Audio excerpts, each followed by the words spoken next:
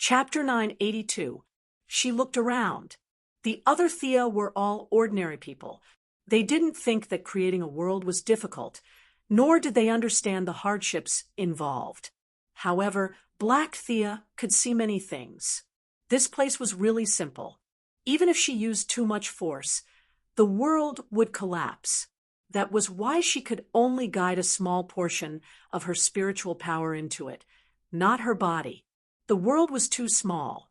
Tian sure didn't notice such a dust-like thing.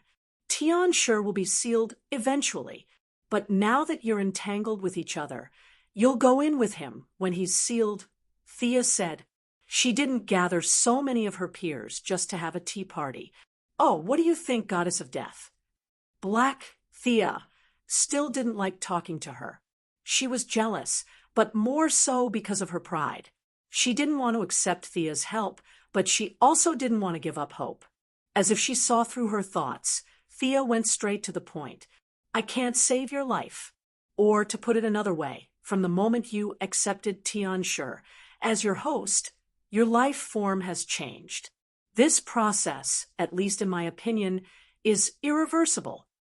Seeing her angry expression, Thea interrupted her. Don't interrupt. Let me continue. We don't have much time. Give up those unrealistic thoughts. You're already dead. You've been dead for a long time. What I can do for you is to cut open your soul. Tian sure wants your body, so give it to him. Only then can you be free of him. The atmosphere fell silent. Black Thea bit her lips, unable to make up her mind. So, this is the end of my journey? It's a pity that all my hard work. Hija muttered to herself. The others ignored her. She was a bit pretentious. The 7 people she killed didn't even say anything. What was there to complain about? Where will I go in the end?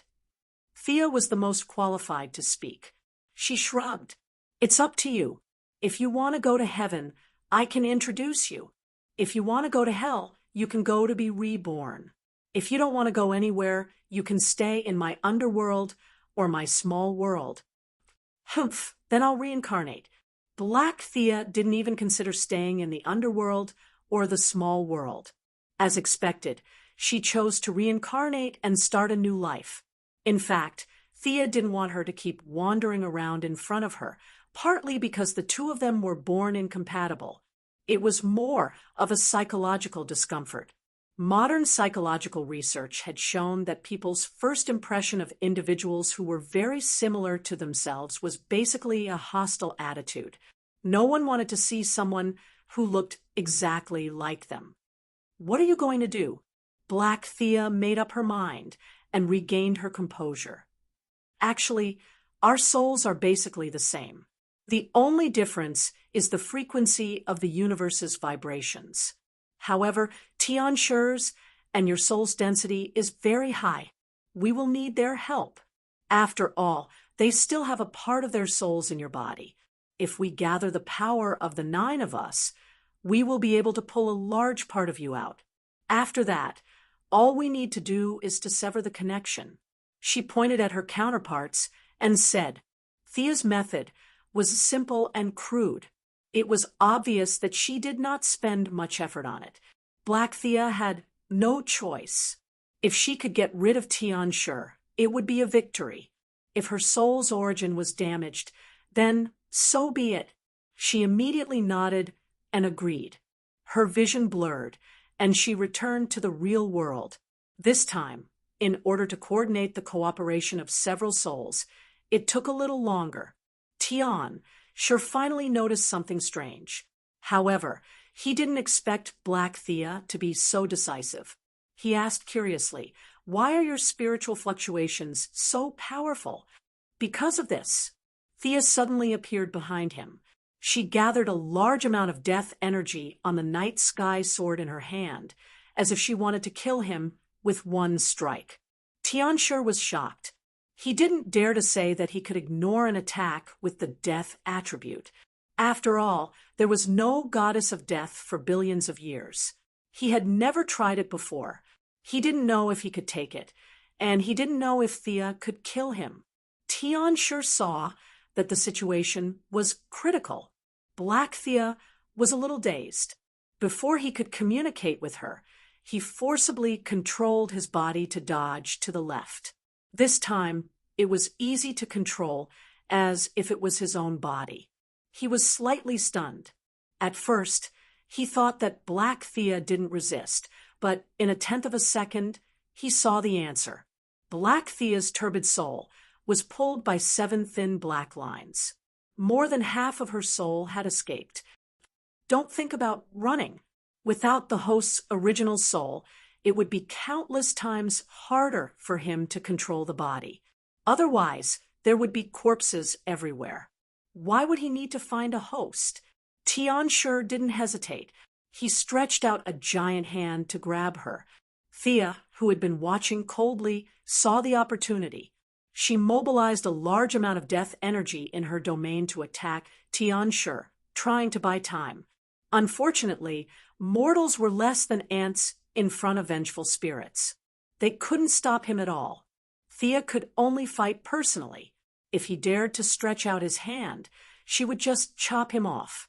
The night sky sword drew an arc and slashed down fiercely. It didn't hurt Black Thea's body. It was like a shadow that rippled through her body, cutting Tianshi's left hand at the soul level. In a fight at full strength, the young miss was still no match for him. However, one side was already prepared to go all out. On the other side, Tianshi was separated by the Heart of Darkness seal and Black Thea's body. He wasn't prepared and acted hastily. It would be strange if he could stop her. This strike was both good news and bad news for Tianshi. The good news was that Thea's death energy couldn't kill him. Her realm wasn't high enough. The bad news was that he was stopped. More than half of Black Thea's soul had escaped. The most important part, the core, had escaped. Tianshi was furious. He tried to grab her again. Knowing the difference between them, Thea didn't fight him head-on. She flipped her sword and directly cut off the soul connection between them. Or rather, she took the initiative to cut off a small part of Black Thea's soul. Ah! Ah! The two shouted at the same time. Thea didn't care about anything else. She grabbed Black Thea's soul and ran. The other side was about to become complete. If she didn't run now, when would she?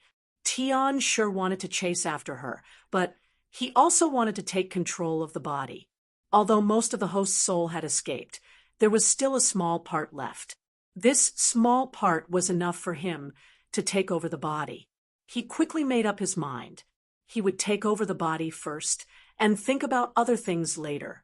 The body had been corroded for many years. Now that the resistance was gone, it was only natural to take it over. Thea flew out for 2 seconds. She felt a large hole in her death domain. After that, she lasted for less than a second before completely shattering into pieces. The black clouds and freezing rain all disappeared. The light of the sun returned to the world, and with it came a huge amount of evil energy. You're quite fast. In 3 seconds, she had opened up a distance of several thousand meters. She returned to Diana's side. Her fingers drew 2 mysterious runes. Black Thea's soul and her sacred sword were thrown into the underworld. There was no special treatment or punishment. In fact, with the sacred sword accompanying her growth, her starting point in the next life would naturally be higher than many people. Chapter 983. How are you? Are you hurt? The Valkyrie was concerned about her lover. She had also seen Black Thea's soul and knew that she had been sent away. That meant that they only had one enemy left. I'm fine. Thea replied casually. The most dangerous moment had passed. She had sensed that the specter had entered this universe. The young miss had completed her mission. In other words, she had saved a lost soul. The following battle had little to do with her. The specter was 5 meters tall. With a tattered green robe and a green hood draped over his body, he finally appeared on the battlefield. Opposite him was his old rival, Tianshi. The two had been fighting for thousands of years. The Spectre was able to display his full strength, but Tianshi was still separated by a layer of the Heart of Darkness. In this semi-sealed state, he had not won for so many years. This battle with a predetermined outcome was more like an entertainment show for the two. After 100 years, they would show their faces and fight. Tianshi was sealed in the Heart of Darkness. In fact, the Spectre was also sealed in this great world. If Black Thea knew that the great evil demon she had fought for so many years would come out every 100 years to find an unlucky person, and that this kind of struggle with the host had been repeated countless times, who knew how she would feel? As if he had sensed the arrival of his old rival, Tianshi slowly walked out of the thick fog. He was still using Black Thea's body, but his appearance had changed greatly. His eyebrows were elongated, and his thin eyelids revealed a layer of black gas. His ears were as pointed as those of the elves. Tianshi looked very small in front of the Spectre, who was 5 meters tall, but the layers of evil energy around his body seemed to have solidified.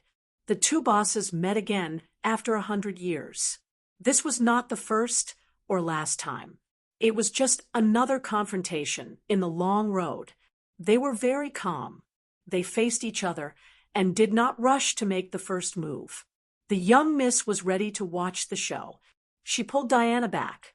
Diana was almost exhausted before, and now she had recovered a little, but she was still very tired. She needed to go back and recuperate for a while.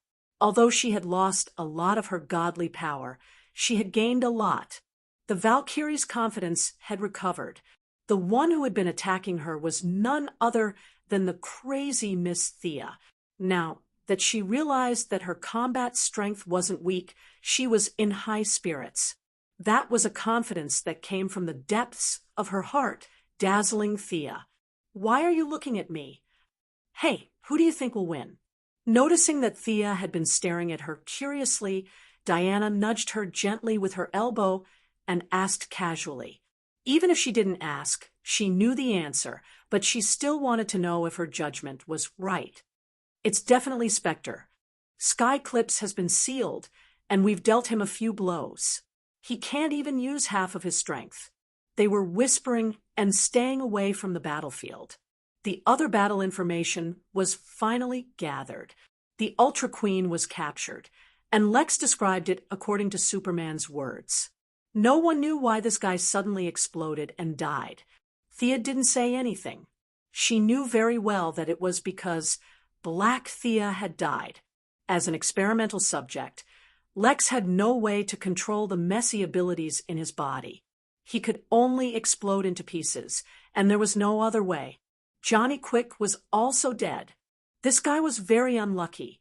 He was captured by the rogue gang like a commodity. The secretary transferred the money to Captain Lung Han. After the few of them finished the transaction, Thea cast her death domain outside. It covered the entire world, and all the connections to the other dimensions were cut off. Of course, this included the seraphic speed domain. Without the help of the seraphic speed to speed up the cell repair, Johnny Quick's broken leg was like a fountain spurting out blood. Captain Lung Han wanted to save him, but without the seraphic speed domain, he would probably die faster if he was hit by a frost gun. They were not prepared at all, and in less than half a minute, he was dead. Sea Conqueror ran very fast and slipped into the sea. Considering the vastness of the sea, even the Sea King did not chase after him. It was worth mentioning that Earth's third Hal Jordan's divine power ring. This ring was first forced offline by Thea, and then returned after being inspired by Diana's courage. It had mutated into an authentic Green Lantern ring. It found the government office worker who was stationed on Earth with the follow-up troops, Jessica Cruz. Perhaps Diana's feminist ideology had influenced the ring, or perhaps it was the ring's own choice. In short, the first female Green Lantern was born. The evil syndicate was completely crushed, and Earth 3 ushered in peace and justice. The government army was frantically searching for all resources, information, and technological products, even the exploding Superman, and the Flash could not raise too many objections. They could only appeal to not take the people's daily necessities. As for the technological information being taken away by their own government, they felt that it was understandable. After all, they were the superheroes of Earth-1. The rogue gang was quickly hired by the government as the vanguard to help clean up the gangs entrenched in the streets and alleys. The Suicide Squad was also like fish in water. They were all bad guys, and they understood the thinking of the villains on Earth-3. The Black Palace government was directly attacked by them. The battle between Spectre and Tian Shur had already begun. They attacked with all kinds of energy. Tian Shur was good at manipulating people's minds. His body was sealed, and he relied more on the laws of the universe to fight. If one were to forcibly classify him, he could be considered a magic type. Spectre, on the other hand, advocated fighting head-on, so he could barely be considered a warrior. Tian Shur also grew his body to 5 meters tall. Thea looked more and more like a demon. He had pointed ears, fangs, claws, and purple muscles all over his body. She did not know if it was originally like this, or if it was deliberately set up by God when he was building a Smurf. Spectre roared again and again. He was good at using his physical strength to suppress his opponent with energy. Tian Shur, on the other hand, could only play to his strengths and avoid his weaknesses. All kinds of energy attacks were at his fingertips. Blue light beams constantly hit Spectre's body, and Spectre also returned the attacks. The two powerhouses went all out from the beginning of the battle. They fought until the sky fell and the earth cracked. The aftermath of their attacks penetrated hundreds of meters underground. This battlefield would probably become a place of chaotic energy for hundreds or thousands of years to come. Thea and Diana had no choice but to go to Earth-3's watchtower. At this time, Batman was still crazily downloading information about Batman. This little Thomas Wayne had disappeared into the crowd. Facial simulation, satellite positioning, and all kinds of methods could not find him. At least, Batman said that he could not find him. Thea felt that the credibility of this sentence was questionable. There was also the death storm that turned into a ball of light in front of everyone's eyes. No one could be sure if he had directly exploded or flew away. The young mistress acted as if nothing had happened and insisted that she did not see him. The Sea King also used the word did not see about the Sea Conqueror. The people of the Righteous Alliance could only do their best to search. As for whether they could find these missing people, it was really hard to say. Chapter 984, The Antimatter Universe, on the other side of the multiverse, was the end of all matter. This was the universe under the control of the Anti-Watcher, the end of all positive matter. There was no way to verify who created this universe. Its existence was older than the oldest records. There were intelligent beings here, and they regarded the Anti-Watcher as the only god of their world. They worshipped him day after day, offering everything they had, just so that he could leave this universe with a chance of survival. Today, in the eyes of countless worshippers, a loud rumble rang out, and an unfamiliar visitor flew out of the Orange Passage. He tore through space and entered the antimatter universe without any obstruction. The visitor sat on the Mobius chair, his gaze wise and full of sympathy. It was Thea's old colleague, the god of knowledge, Mitron. He flew to a giant golden tower filled with technology, his expression grim, looking at the Anti-Watcher, who was observing the material world through the tower, and fell silent, as if he was preparing his words. "Hello, Mobius," he greeted the Anti-Watcher. The Anti-Watcher had barely escaped from his near-death state, and his tall body was covered in a thick layer of armor. The armor was forged in the core of the antimatter universe, but the armor did not provide him with much protection, and instead exposed his weakness. I remember I warned you, Mitron, not to call me that, not to mention that name in front of me. The Anti-Watcher's voice was very hoarse. Do you want me to call you the Anti-Watcher? Mitron was not afraid, sitting on the chair as he asked calmly. I hope you don't disturb me. The Anti-Watcher's left hand lit up with a fierce light, and a beam of energy wrapped in a destructive aura shot towards Mitron. The violent energy hit the Mobius chair, the chair that the Anti-Watcher had created to seek knowledge when he was still a mortal called Mobius. The energy was turbulent and violent, but Mitron could still see the thick weakness in it, and he waved his hand to brush away the dust. You should know that as long as I'm sitting on this chair, your antimatter cannot hurt me. The Anti-Watcher was wearing a mask, and his expression could not be seen. He only said dully, I know I've been sitting on that chair countless times longer than you. Yes, that's right. You abandoned the chair and wanted to destroy the universe. Let's not talk about the chair today. I'm here to advise you. Reality is already extremely fragile. It can't withstand your destruction. Stop for now. Don't enter the real world. Mitron was trying to persuade Kieran, which was not exactly a brilliant job.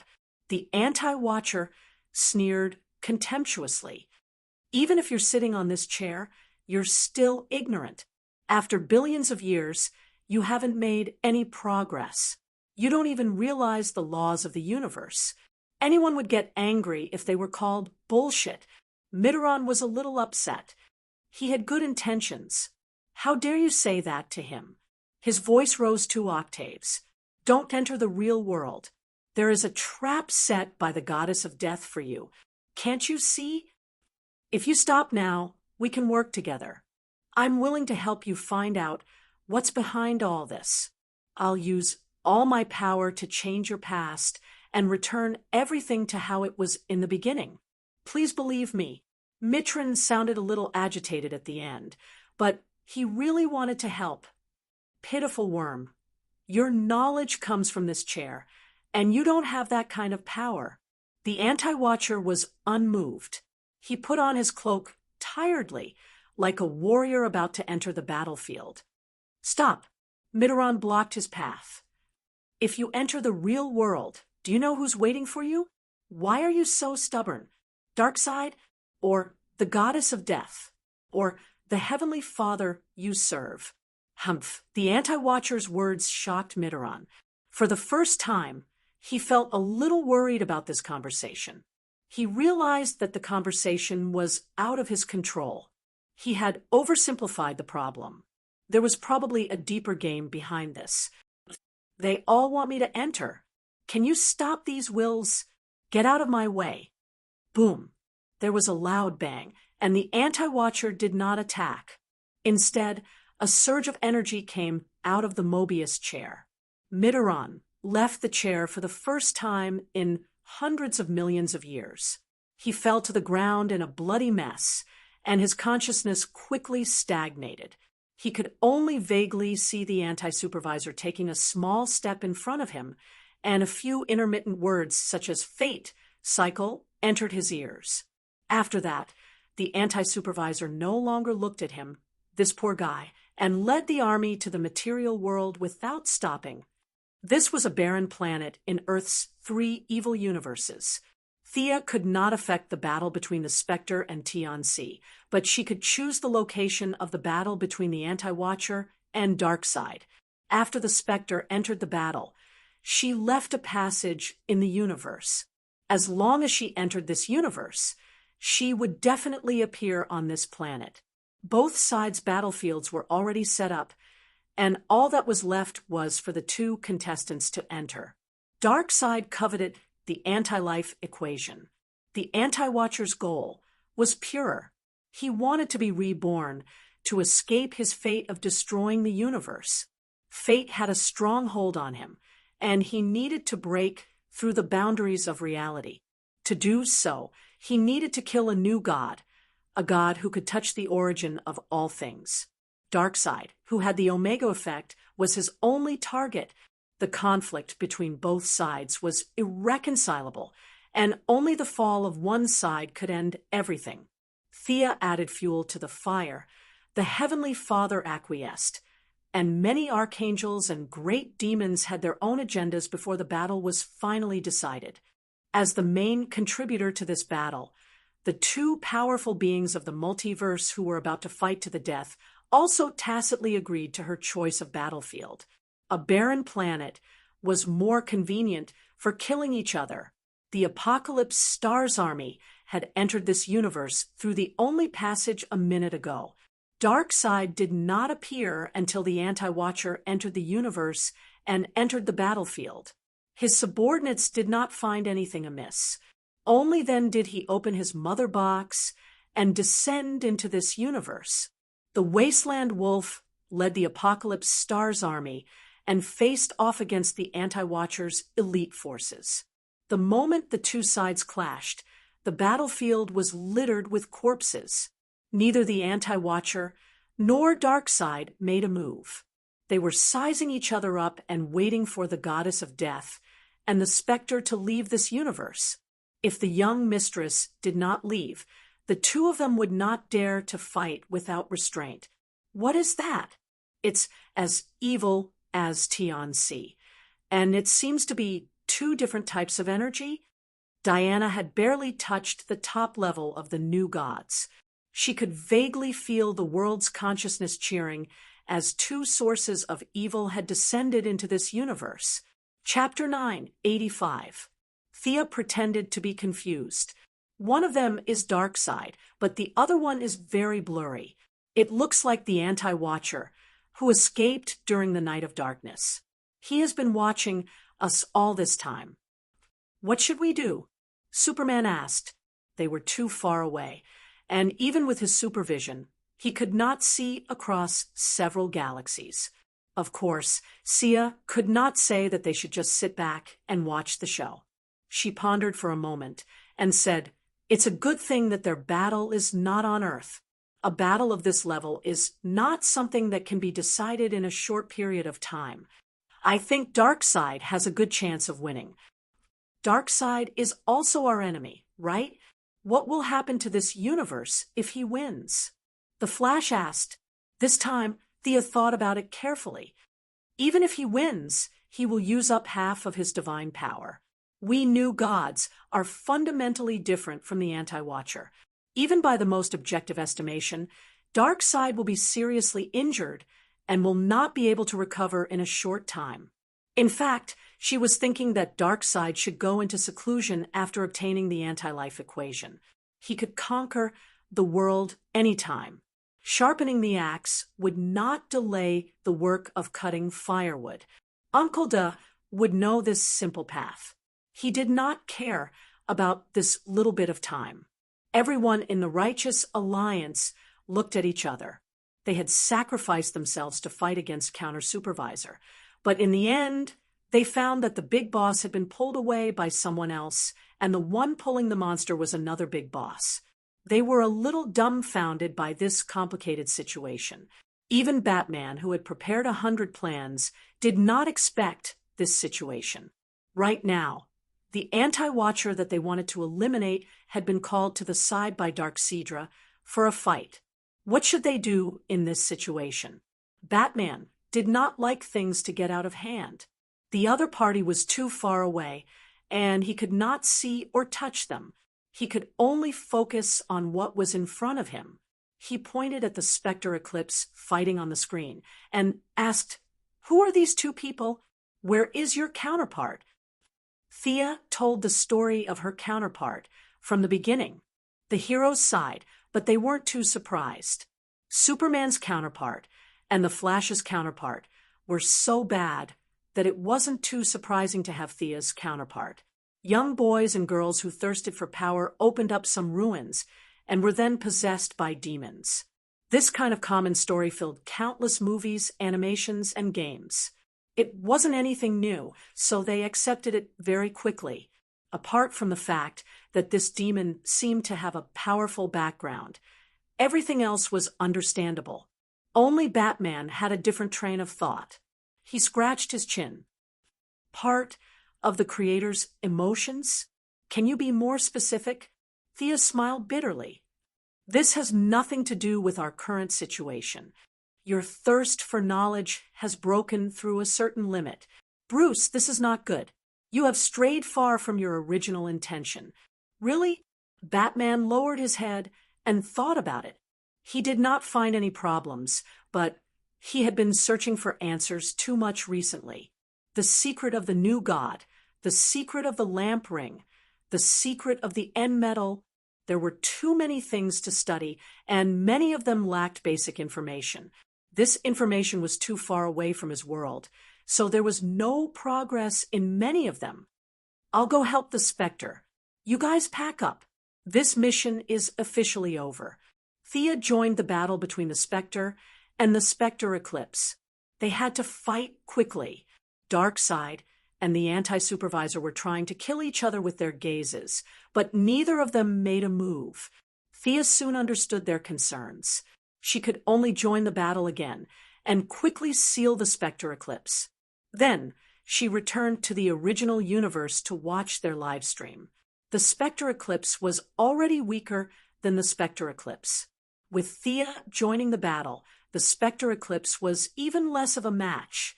The Spectre Eclipse said that Thea could be his host, which meant that their powers could be partially connected. At this time, both the Spectre Eclipse and the Spectre Eclipse were 5 meters tall. To cooperate with the battle, Thea also enlarged her body.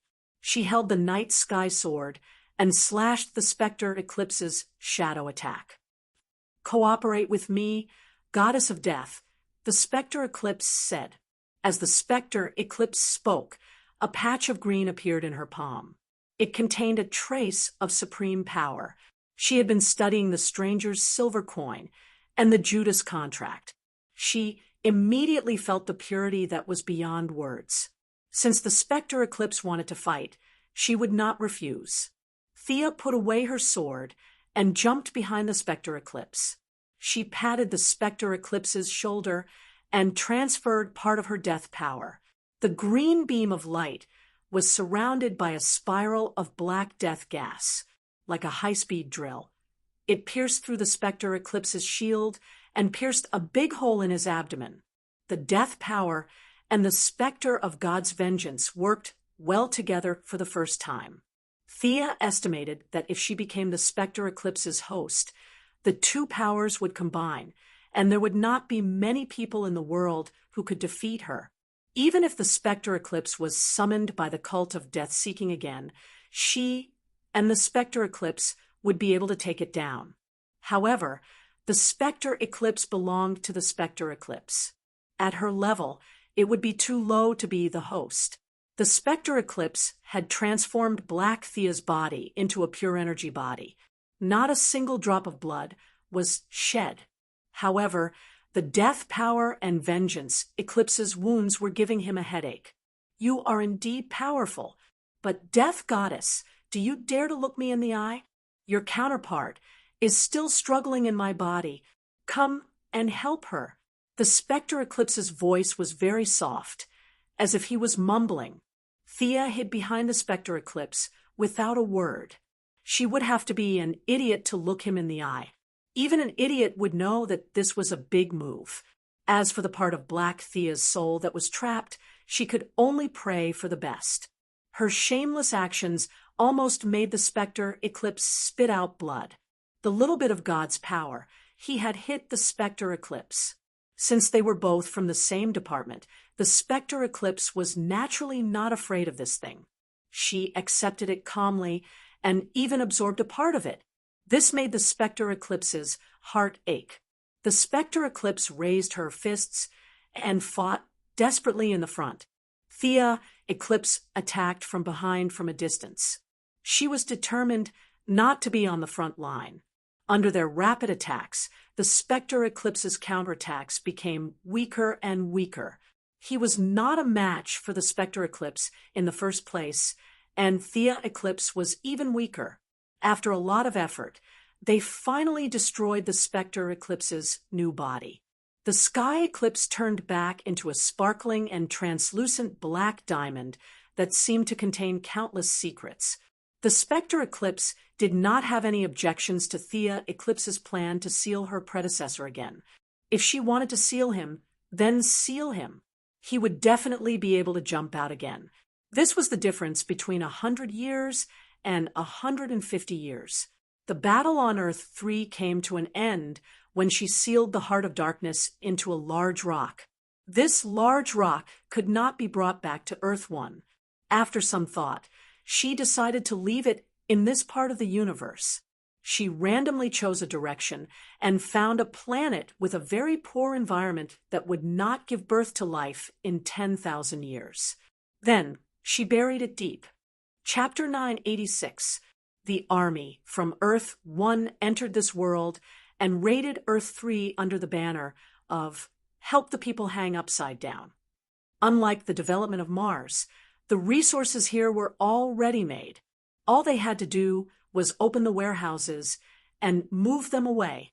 A large amount of resources, energy, and technology were transported back to Earth. The military and government were overjoyed. However, the politicians did not just plunder. They sent out their elite troops to help the government stabilize the situation. Overall, they had done a lot of good things. Super Tyrant, Super Queen, the Divine Power Ring were captured, Night Owl, Deathstorm, and Ocean Overlord were missing, and Lex and Johnny Quick were dead. Eternal Justice was a complete success. They did not achieve their initial goal of eliminating the anti-supervisor, but no one objected when someone was willing to help. The moment Thea left Earth 3, Darkseid and the anti-supervisor attacked at the same time. Darkseid's divine power was at its peak, apart from Yojia Khan, who was still stuck to the Wall of Origin. He represented the pinnacle of the new gods. The Heavenly Father was no match for him, and Sia was no match for him. At least for now, Darkseid was confident. If the anti-supervisor was at his peak, he could easily defeat Darkseid. After all, he could absorb all the energy in the universe, and there was no upper limit. On the other hand, the new gods could only fuse with the origins, and they could not fuse with many of them. For example, the anti-supervisor was in the Xianxia world, while the new gods were in the Wuxia world. At most, the new gods were in the Wuxia world. The martial arts they practiced were not on the same level. If the anti-supervisor was at his peak, he could kill Uncle Da in 2 moves.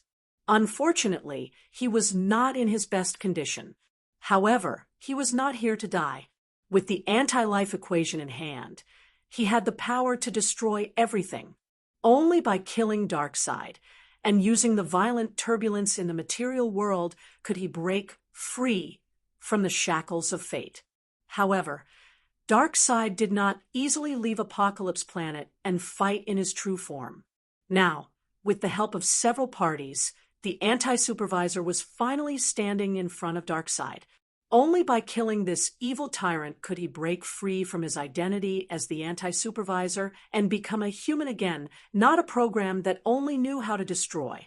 The anti-watcher's armor had 2 thick energy pipes extending from the inside of its body. They were connected to the anti-life equation and could be used freely under normal circumstances. However, after being killed by the Black Death Emperor, the anti-watcher's body had many necrotic parts. The energy pipes were used to bypass the necrotic parts and directly connect the energy to the wrist. He gathered the power to destroy everything in his hands. Once he regained control of this power, he was more confident that he could defeat Darkseid. The Grand Lord of Evil himself controlled the 5 divine thrones of darkness: evil, strength, tyranny, and massacre. Naturally, he could feel the pressure from the other party, which was greater than that of the new gods. However, he was not afraid. Instead, he was a little excited. Having lived for hundreds of millions of years, he could tell at a glance that the other party was weak. If he couldn't defeat such an enemy, with only a sliver of health left, then he wouldn't be able to survive. TSK, Chi. Omega Ray was the first to attack. Once it did, it would unleash its strongest attack. Two blood-red rays hit the Anti-Watcher's armor. As a powerful being of the multiverse, even Omega Ray couldn't do much to him. However, the armor shattered, revealing the stiff muscles on his shoulders. Darkseid was overjoyed, and he stopped probing. He let out a roar and threw a punch with enough force to suppress the stars in the sky. The Anti-Watcher opened his right hand, and the anti-life equation quickly gathered. A purple energy beam with a diameter of more than 3 meters was shot at Darkseid. Darkseid wasn't good at dodging. Perhaps it was because he didn't like dodging, or perhaps it was because his dexterity was low. In any case, Thea had fought him a few times, and she had never seen him dodge her attacks. He had never done anything like turning around, sidestepping, jumping, or rolling before. Thea suspected that this guy didn't even have the dodge attribute in his attribute list. He didn't even look at the Anti-Watcher's energy beam. He reached out his left hand and chose to take it head-on. At the same time, his right hand was like a huge mountain. His strategy was simple. He would trade damage for damage. Darkseid only had a sliver of health left, so he was sure to win. Seal looked at them from the outside and found that there was no technique involved in their battle. It was just you give me a shot, and I give you a punch. Let's see who falls first. Judging from the current situation, it was very likely that Darkseid would win. However, she couldn't rule out the possibility that the anti-life equation could turn the tables at the critical moment. After all, he now had the anti-life equation, which represented the ultimate power of the universe. As expected, after 5 minutes of fighting, the Anti-Watcher's armor was shattered in many places. One of Darkseid's eyes was injured, and blood was flowing down his cheek. At the same time, his left hand was charred. Antimatter energy wasn't easy to deal with. His mountain-like body was being eroded by the antimatter energy, but he suppressed it with his divine power. At this moment, Darkseid looked at the Anti-Watcher with a cruel smile. It was as if he was looking at a ferocious beast that had charged into a hunting net. In a world surrounded by wolves, even a bad guy wouldn't be able to survive. He didn't dare to let himself be injured too badly. If he was injured too badly, the Heavenly Father and Thea might join forces to attack the Apocalypse Star. He wouldn't be able to resist then. Darkseid secretly gave an order to the Wasteland Wolf. The Apocalypse Star commander hurriedly opened a sonic tunnel. A black figure quickly ran out of the tunnel. Or rather, it was a sleigh. He was wearing black armor. He was the new god, the Black Runner. The sleigh was extremely fast, leaving a trail of white mist behind it. He had received orders to take the Anti-Watcher's life.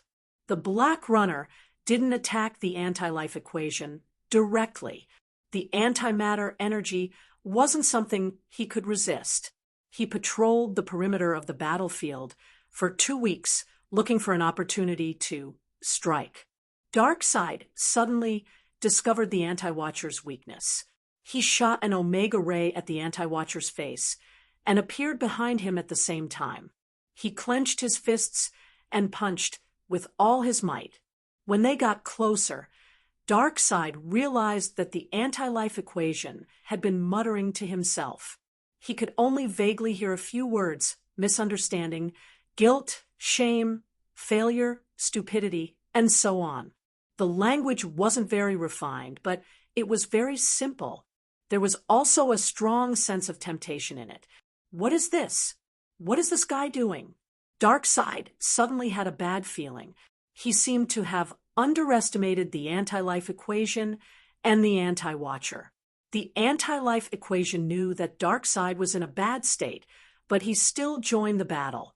The anti-life equation had been planning this for a long time. Darkseid hurriedly turned around and saw that the Black Runner's eyes were filled with chaos and violence. The black sleigh suddenly sped up by 20%. It changed its angle slightly and charged straight at Darkseid. Chapter 987. The Black Runner's sudden betrayal caused many onlookers to gasp. They weren't worried about Darkseid. They were just thinking about how they should deal with the situation. Thea also saw this from the outside. She didn't care who won, but if possible, it would be best if Darkseid won. The anti-supervisor had a strong foundation and was 100% compatible with the anti-life equation. Although he had to destroy his martial arts and separate himself from the equation, what if he didn't? As the previous god of knowledge, who had destroyed quite a number of universes, such a vicious and merciless enemy had been tricked by him. If he were to always be remembered by him, it would be quite unbearable. However, she wouldn't help him. They were too far apart, and Uncle De could only rely on himself. The evil lord remained calm despite the sudden change. He didn't expect the Black Runner to be controlled by the enemy. He had planned for tens of thousands of years for the god of death, but Thea had ruined everything. His plan had been foiled before it could even begin. If there was anything he had gained from his plan, it would be the guy riding the sled. This guy claimed to be the god of death, but that was not the case at all. Darkseid could easily defeat him, and Wasteland Wolf could also take him down if he was prepared. After all, they had lived for so many years, and everyone had a few tricks up their sleeves. If the Black Runner was the god of death, then this god of death was too weak. Darkseid prepared for tens of thousands of years with this question in mind. It wasn't until Thea entered the underworld that he realized he had been fooled by the Black Runner's nonsense. This guy was definitely not the god of death. Although the Black Runner had all kinds of problems, Darkseid had studied him for tens of thousands of years and was certain of his abilities. This guy was extremely fast and could cause instant death to any target he came into contact with. It wasn't difficult to deal with him. All Darkseid had to do was put up a defensive barrier, regardless of the nature of the barrier. On the other hand, if he wasn't prepared, he was indeed very strong. When Darkseid knew he was going to fight the anti-supervisor, he was prepared to use the Black Runner as a backup, but he didn't expect to be tricked. Due to the anti-life equation, not only the Black Runner, but even his apocalypse demons had turned against him. Only his second uncle, Wasteland Wolf, still had his own will, but he was having a hard time holding on. The situation was very unfavorable. Not only the anti-supervisor's army, but even his own apocalypse demons had turned their weapons against him. Should they retreat or continue fighting? According to their previous habits, they could retreat now, leaving behind the Wasteland Wolf to cover their retreat. As for whether or not he could survive, that was not within their consideration. However, there was a subtle change today. Darkseid's greed for the anti-life equation had overshadowed everything else, especially when he saw the anti-life supervisor put on a show for him. He was desperate to get his hands on the anti-life equation at all costs. Thea could use the divine power of death to cover the entire world's laws, and Darkseid could do the same. Suddenly, a monstrous evil suppressed all laws, and a violent aura floated in every corner of the universe. Anxiety appeared in the hearts of all intelligent life. Every life felt a tremor from the depths of their soul, as if they were sitting on top of a volcano that was about to erupt. Stimulated by the great evil, the Great Plains wolf finally broke free from the influence of the life-reversing equation. When he saw the apocalyptic demons flying towards him, he subconsciously wanted to run. However, he immediately remembered that his nephew was still not far away, so he turned his head to take a look. Not good. Boss had no intention of retreating at all. This was very unlike the Revelation Star. However, he didn't have the guts to run. All he could do was help Darkseid clean up the small fries. Black Runner. Only then did he realize that the god of death, who was on the same side as him, had become his enemy. Stop him. Buy me some time. Darkseid, who was usually a man of few words, was really anxious now. He had to say a few more words. At the same time, he didn't stop attacking the anti-life supervisor with his giant fists that could shatter planets. The anti-life supervisor's armor, which had been forged in the depths of the antimatter world, was completely shattered, but he didn't care. It was good that Darkseid didn't run away. He didn't put all his hopes on the Black Runner, and he was also fighting back with all his might. The Great Plains Wolf's heart was about to jump out of his chest as the two multiverse-level beings fought with their lives on the line. There were simply too many enemies. There were so many of them that he couldn't see the end of them. He had to rely on himself to stop so many enemies, including the elusive Black Runner. Idiot! Useless! Thea, who was watching from the outside, and Darkseid, who was in the middle of the battlefield, cursed at the same time. The Black Runner used the shadows of the Apocalypse Demon and the Anti-Life Supervisor's army to bypass the Great Plains Wolf. He was as fast as lightning. The Great Plains Wolf could use his hatred to fill the space around him and slow him down, but the Black Runner ignored him completely. He increased his speed to the maximum and charged straight at Darkseid. The Anti-Life Supervisor sneered. As the former god of knowledge, he knew how the Black Runner attacked. He grabbed Darkseid tightly with both hands, not letting him break free. In the blink of an eye, Darkseid only managed to turn his body slightly before he was hit by the Black Runner. The thin figure crashed into the giant. It was like a speeding car crashing into a mountain, but this time the car was unscathed, and the mountain was about to collapse. Darkseid wasn't the Apocalypse. He didn't have a god to rely on. Even death attacks could still hurt him and even take his life. The Black Runner's sleigh left a huge wound under his ribs.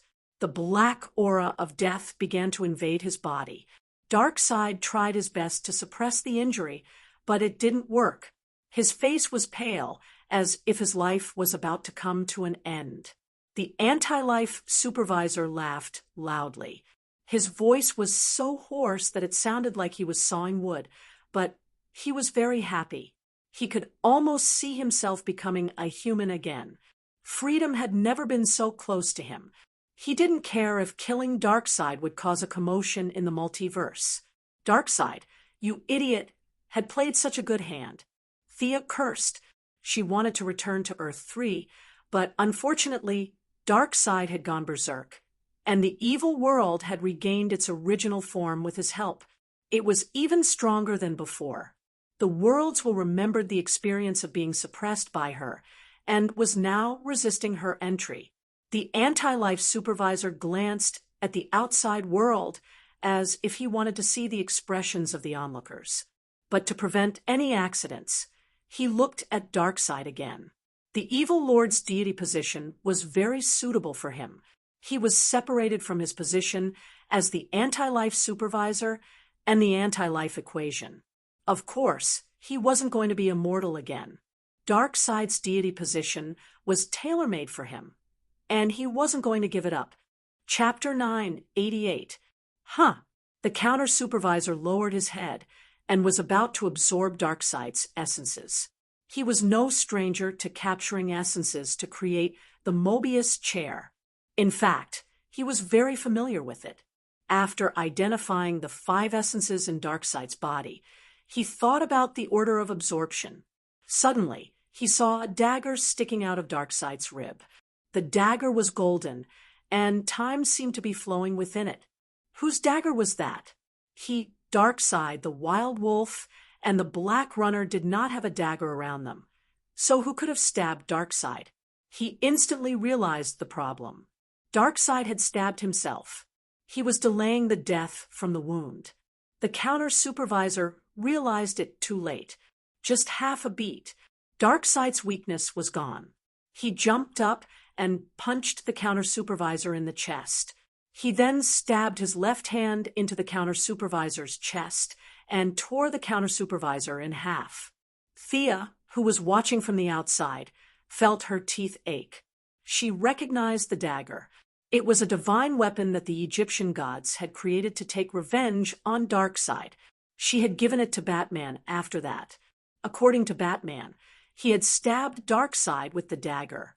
Logically speaking, the dagger should have been used up. She did not expect him to keep it until now and even recover some of its functions. On one hand, he was suppressing his injuries. On the other hand, he was setting up a trap to lure the counter-supervisor into it.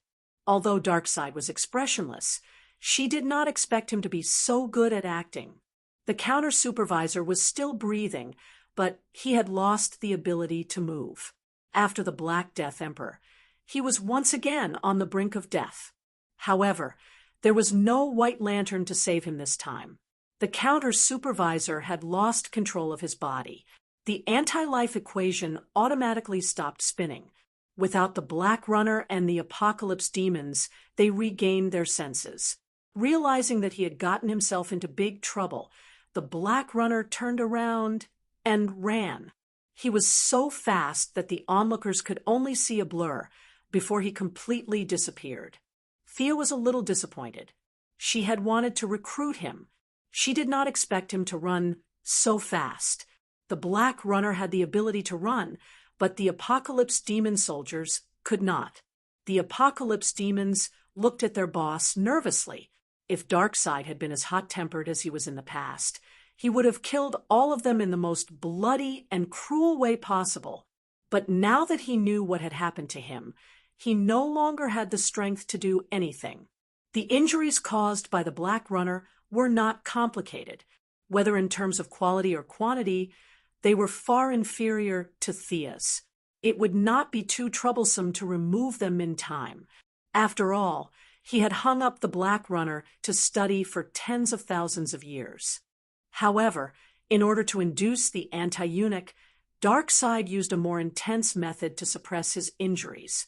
Right now, the power of time of the Egyptian gods had combined with the death of Osiris and the Black Runner. The combination of the injuries of a new god and an old one was more than enough for him to deal with. In addition, the life-reversing equation wasn't a piece of paper or some divine equipment. If he didn't take the initiative to separate it, it wouldn't drop even if he died 10 times. It had to be extracted from the depths of his soul. The anti-eunuch was of a higher level than a new god, so it would take some time to extract it. Even villains had enemies. Not only were the good guys targeting him, but other villains were also targeting him. The evil lord had obtained such a superweapon in front of everyone. It was the ultimate power of the universe, so it was only natural that people would be jealous of him. At the very least, the demons of hell had their eyes on him. The significance of this was self-evident. Time was tight, and the mission was important. Darkseid carried the anti-eunuch's body that had been torn in two and ordered the wasteland wolves to retreat. The battle had come to an end, and Thea looked away. She didn't care about the life-reversing equation at all. Let the villains fight for it. Even if the Heavenly Father wanted to join the battle, she would not stop him. Unfortunately, the Heavenly Father had been watching from the sidelines and did not have the courage to fight. The people of the Righteous Alliance returned to Earth, and the government took over. They held a meeting to discuss the captives. Super Overlord was easy to deal with. Without kryptonite to replenish his energy, he was no different from an ordinary person under the yellow sun. The cowardly Hal Jordan was also no threat. However, the matter of the Super Queen left the heroes scratching their heads. This pregnant supervillain left them at a loss. How should they deal with her? Where was the best place to lock her up? According to my observations, the child in her belly is also an Esper, and it should be Lex's child. Thea thought about it and decided to tell the truth. The people of the Righteous Alliance booed. This Super Queen was really something. She was Super Overlord's official girlfriend, but she had a secret rendezvous with Night Owl, and she had Lex's child in her belly. Everyone expressed their disdain for this kind of nonsense. While everyone was concerned about the gossip, Only Batman realized the key problem. This child has an Esper ability. Yes, it's Lex's ability to absorb Esper abilities for his own use. Moreover, this child's Esper ability is innate. At the genetic level, it has already reached the stage of harmony. It's different from Lex's artificial creation. Seeing Batman's interest, they tried to dissuade him. In the end, all the captives were sent to the Heavenly Eye Society. As for the Super Queen and her child, they were considered the highest level of defense.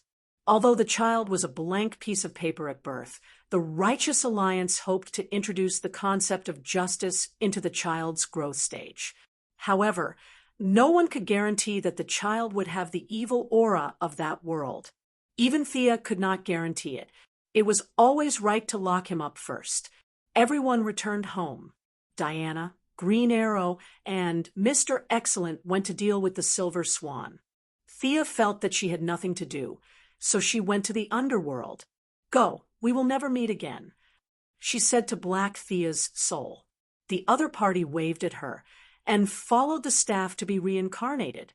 She would start a new life, but by then, she would have nothing to do with the name Thea Quinn. Johnny Quick's soul was pulled into the Seraphic Speed Force space. This guy's Esper ability was mediocre, and Miss Thea was too lazy to stop him. Lex went directly to the underworld. No one knew how many contracts he had signed before he died. He was pulled away by the underworld without even going through the procedures. She did not stop for too long in the underworld. She mobilized a large army and rushed to the anti-material universe. She took advantage of the fact that someone was lying dead to raid their home. She was such a magnanimous person. Darkseid was setting up a powerful energy-absorbing device to absorb the anti-life equation on the Apocalypse Star. At first, he was shocked when he saw her mobilizing an army, but he was relieved when he found out that she had gone to the anti-material universe. As for the anti-surveillance unit, he was once again beaten to a state of 1 drop of HP. There was no way he could object now. A sonic tunnel opened, and the army from the underworld descended into the anti-material universe.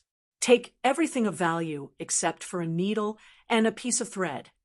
The goddess of death waved her hand, and her subordinates began to loot. Chapter 9, 89. The anti-supervisor had left some troops behind to defend the base. Unfortunately, under the assault of hundreds of liches, tens of thousands of death knights, and countless undead warriors, they did not last even 1 round. The assassin Guangdong, the Siren, and the newly joined Deathstorm were all sent out. Deathstorm had a fanatical fascination with death. Thea did not even need to recruit him. She only needed to mention her name, and he would bow his head. It was easy. Thea did not go personally like when she robbed Hades' treasury. Instead, she stood in the middle and ordered her subordinates to loot everywhere. Her position as the god of wealth also blessed these liches and death knights. Each of them had a good sense of appreciation. No matter what it was used for, as long as it was valuable, they would take it away. Not long after, Guangdong had a harvest. He dragged a burnt man to Thea. "Your Majesty, we found an old acquaintance." Thea looked down. Who was this? His hair was messy and his face was as black as the bottom of a pot. This guy was burnt. She took a closer look and noticed. "This is Mitron, right? I didn't recognize him without the chair." He was an acquaintance. When Thea first ascended, it was Mitron who pulled her to the father's side. Later on, when the weave was built, they had some friendship. He looked like he was burnt, but his injuries were not serious. She did not dare to use the white light ring in the antimatter universe. A few healing spells were thrown out, and Mitron slowly woke up. When he saw Thea, he sighed. He did not know what he was feeling. "Thank you, Your Majesty, for your treatment." He quickly calmed down and bowed solemnly. Thea did not put on airs.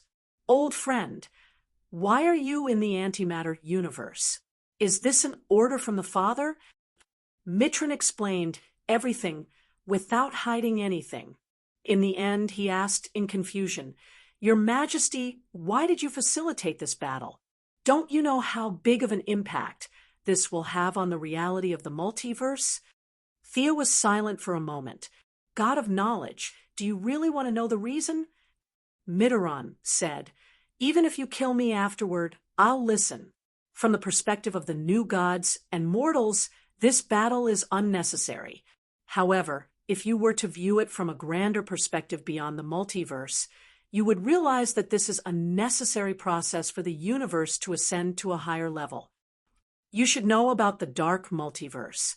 If the present universe is not improved to a higher level before the two converge, the destruction to the present universe would be incalculable once the fusion begins. Thea's main point was to start trouble as soon as possible and not drag it out. After sending the dizzy Mitran away with his twisted logic, the Death Storm brought good news. The anti-surveillance tower, which was over 30 meters tall, was a top-notch technological creation used by the anti-surveillance to monitor the multiverse. The technology contained within made Death Storm intoxicated, and Thea also took a closer look. This tower was equivalent to a supercomputer on Earth, but it was countless times more advanced. Its algorithm had probably reached the pinnacle of technology. The most important thing was that it was easy to operate, and anyone could use it. She immediately gave the order to move it back to the underworld. The underworld also needed to be in touch with the times. The two-faced man was still using paper to deal with cases. How low was that? When the top-notch facilities were moved back, they immediately upgraded to digital offices. There were many good things in the antimatter universe. Many of them were the essence left behind after the universe exploded and burned. Although they couldn't name them, they were extremely tough. Tough, resilient, and had high magic resistance. Thea found several pieces of high-quality metal and showed them to Diana. Her shield had been broken previously, and now it was time to replace it with a new one. There were many materials, but there were also many talents. For example, the weapons master who had joined the Yellow Lantern Corps before, but later went missing. He came from the antimatter universe and was a member of the Thunder Team. They were all very skilled and specialized in creating weapons for the anti-surveillance army. They were not life forms in the conventional sense, and were somewhat similar to demons. They could also survive in the underworld. Now, the underworld was half threatening and half tempting these skilled craftsmen, pulling them all away. Everyone who participated in this operation was very happy to be able to plunder other people's homes. She didn't care if these liches would take a portion of the loot, as long as she kept the bulk of the loot. The group of people came and went singing under her lead. The atmosphere was harmonious and friendly. The anti-surveillance army couldn't come back anymore, so it was useless to leave these things behind. It was a good chance to help the brothers in the underworld. That was what the young lady thought. When she returned to the underworld, she went back to Earth to rest. The Valkyrie was very tired today and didn't have much energy. Plus, the Silver Swan and the others were very well hidden. After circling Star City twice and not finding any trace of them, she went straight home. The two goddesses didn't play any indescribable games. They were very tired after a day of fighting. They chatted for a while, gossiping about the story of the Super Queen between the three men, and talked about the role of the first female Green Lantern on Earth in promoting feminism. Thea responded with noises, and soon the two of them turned off the lights and went to sleep. In the middle of the night, suddenly, her spiritual power warned her that someone was approaching her at a high speed. Thea immediately cut off the connection between the room and the real world. Who was attacking her? How could they not have eyes? Diana's reaction was slightly slower than her, but she quickly sat up and looked into the distance vigilantly. The person was still far away. she felt the spiritual power characteristics of the other party and asked Thea with uncertainty, "It's the extreme speed, right? It looks like Barry?" Diana was puzzled, and Thea was also puzzled. It was indeed the Flash Barry. The other party was sweating profusely from running from Central City to England. The distance was not short. Why couldn't he say it during the day? "Let's change clothes and go take a look." Barry was the best person in the Righteous Alliance. Many of his principles might not be agreed with, but it was undeniable that his kindness was unmatched. As soon as they changed clothes, Barry was already in front of them. However, the other party did not stop. Instead, he continued to run faster. Thea looked at Barry carefully. Barry's state was very strange. He was running at such a high speed. How could he be chatting happily? "Let's also enter the super high-speed state." Seeing that the other party was not stopping, she turned around and said to Diana, as a death reserve, they could jump out of the timeline, but Diana could not. It was extremely difficult for a new god to enter and exit the timeline. "Barry, what's the matter?" Seeing that the Flash was about to reach out and pull them into the super high-speed state, Thea waved her hand and refused. Every extra person entering the super high speed was a burden to him. Seeing that Barry was sweating profusely, it was better not to trouble him. Phew, Barry was very tired, but he still felt relieved when he saw that he could communicate normally. A group of people in Central City hijacked the experimental nuclear fission instrument of the Sky's Eye Society. "The fission has already started. I can't stop it in time. I have tried all the methods. There's no time." Barry took off his mask. His face was full of pain. He hated himself for his hatred. The explosion had already happened. In the real world, a nuclear bomb that covered Central City would explode in just 1 second. The Flash had no other way. He could only use his super high speed to break the situation. He tried Psyker's shockwave and Caitlin's freezing. In the end, it was useless. Instead, he used a lot of energy to bring the other two people into the super high-speed state. Chapter 990. The nuclear fission in the Central City had been completed, and a large amount of heat energy had begun to accumulate. The explosion was right in front of them. Barry, who was at his wit's end, continued to run at high speed while trying to think of a solution. Since he could not find a solution, he could only cross the ocean to England to find the two goddesses. This was his last resort. If it did not work, he could only travel through time to save everything. "Don't worry, I'll solve this." Thea would definitely not leave him in the lurch. Not to mention Barry's pleas. Even if no one came to her, she could not just watch the nuclear bomb explode without doing anything. The distance was a little far, and time was tight. At this moment, it was already too late to teleport over. The magic that stopped time, and Barry's super-fast running did not actually stop time completely. It was just a limited extension of that 1 second in reality. Thea cast her sight to the Central City far away. The nuclear fission had been completed, and a large amount of heat energy was ready to explode. If no one stopped it, the explosion would happen in the blink of an eye. For the Central City, which was second only to Star City, Gotham, and the metropolis for the more than 1 million citizens, and to not let her mother bear the bad name of being the one who detonated a nuclear bomb in her own land, she really gave it her all. She maintained her high-speed movement. And at the same time, she mobilized her divine power from a long distance. A large amount of divine power was simulated by the fifth dimension, forcibly suppressing the energy of the nuclear explosion and then modifying reality.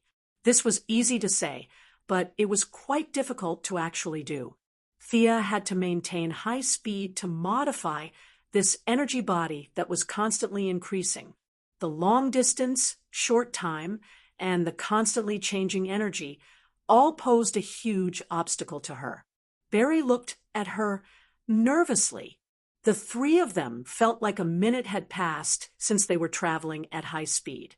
Only then did Sia change the appearance of the nuclear explosion and modify it again.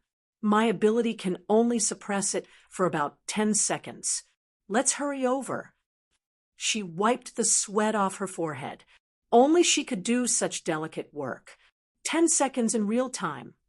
Barry was still asking. Thea did not have time to explain. She pulled him and Diana and teleported to the central city. This was a cargo center, and there were many familiar faces there. Syker, Caitlin, Barry's father-in-law, Joe West were all there.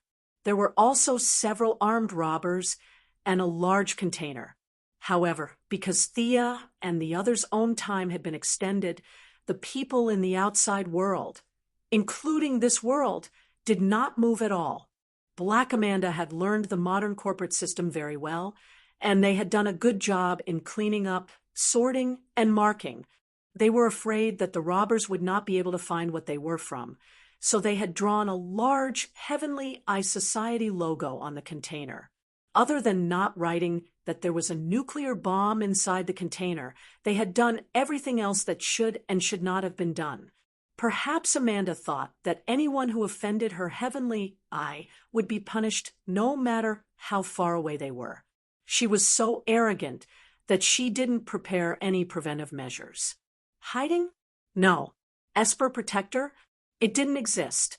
The few bodyguards were from the Midtown police station. Back then, when Bane wanted to blow up Gotham, he needed a physicist to fiddle with it before he could detonate it. However, the thing in front of Thea was simple and crude. As long as the switch was pressed, it could blow up the entire city into powder. Transporting such a dangerous device all over the world, the Heavenly Eye Society had a responsibility that could not be denied.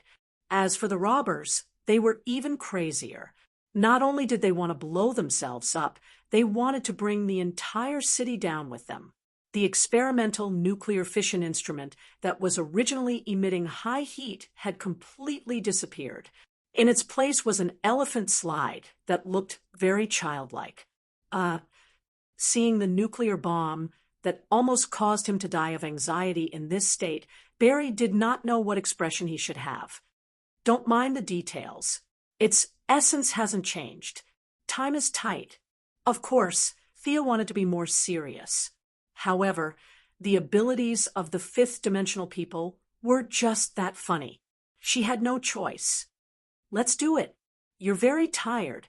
After rejecting Barry's help, she quickly looked for an uninhabited asteroid. After that, she opened the portal. Diana picked up the elephant slide and threw it into the portal.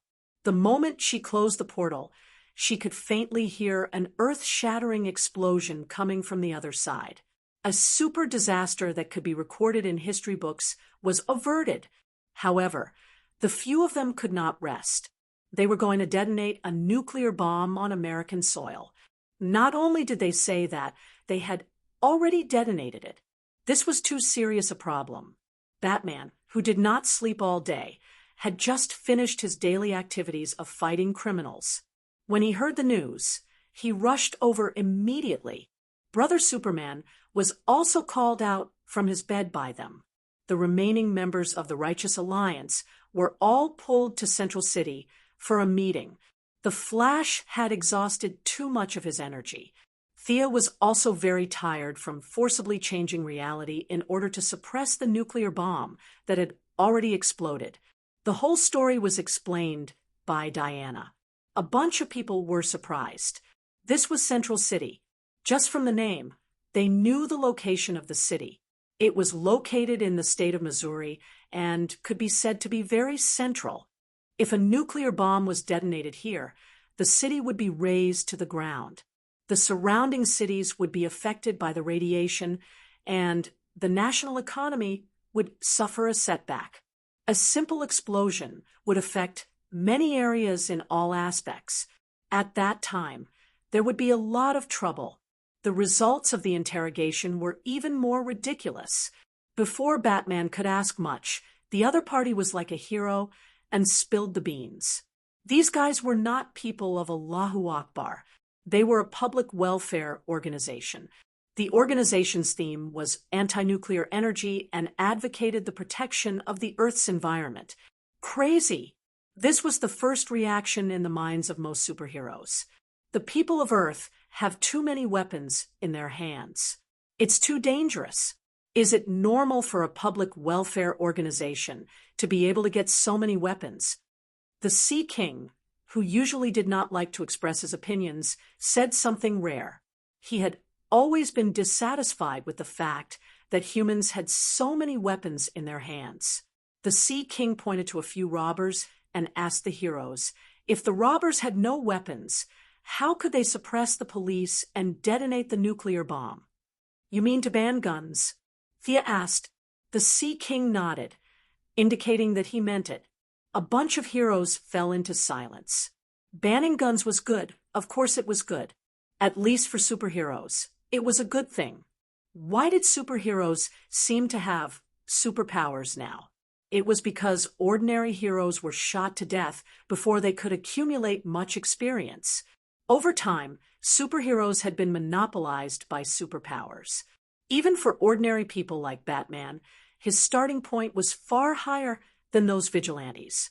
The accumulation of countless technological equipment and the harsh training of the Assassin League were all things that vigilantes did not have.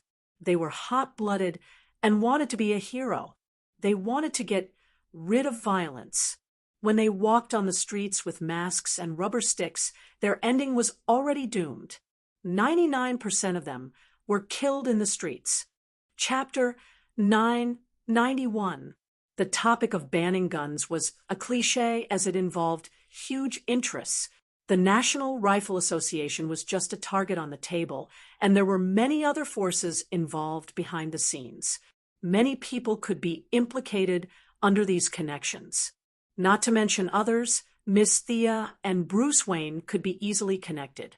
Thea had so many weapons companies under her name, so it couldn't be fake.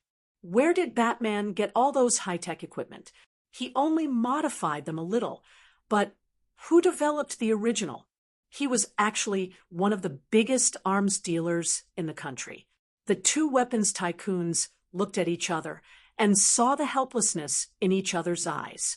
Banning guns wasn't that easy. They didn't care about money. If they shut down the weapons factories today, 10 new companies would pop up tomorrow. After all, there were many people in the industry, so it was impossible to send the weapons designers and staff to the docks to carry sacks. Once they did that, the world wouldn't be far from chaos. However, the people of the Righteous Alliance were interested in this proposal. Although Superman felt that humans should be given freedom, too much freedom didn't seem appropriate. Thea gave Batman a look. He was more suitable for offending people. Batman didn't disappoint and bluntly rejected the proposal. The Sea King shrugged.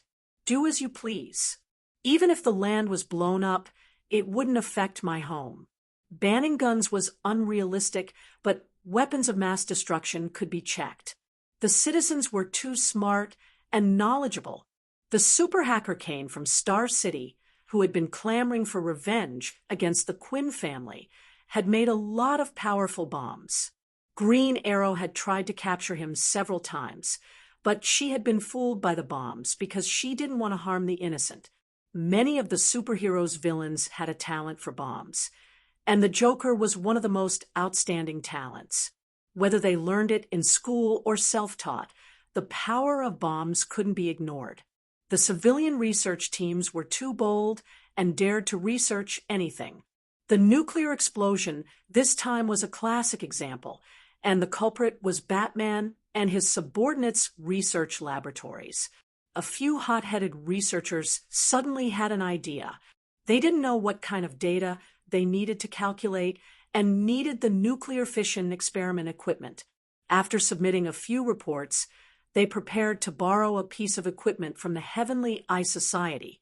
The cooperation between the Heaven's Eye Society and the Righteous Alliance was quite good, and with the face of the young miss and Batman, the person in charge let them go without much deliberation, which led to today's crisis. The relationship between the army and the people sounded quite touching, but in reality, the leaders of both sides didn't know about it. Their subordinates just did it in a daze. Thea even suspected that the other party might think that Zhang Lian wanted to borrow this thing. Otherwise, they wouldn't have sent a truck with 2 drivers carrying a container to transport such a dangerous device. Thea left the couplet for the others to study slowly. She hurried back to the White House. Her mother had to know about this. It turned out that she had guessed correctly. Black Amanda was urgently called to the White House in a helicopter in the middle of the night. When she found out the whole story, her dark face turned pale with fright. It wasn't her order, nor was it Steve Trevor, nor was it the order of the black man's wife, Laura. After investigating, he realized that it was a loan agreement signed by a branch base's person in charge. Don't we have an early warning system?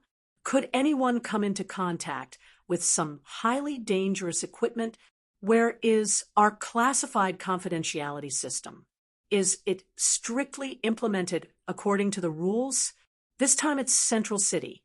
Will it be the White House or the Pentagon next time?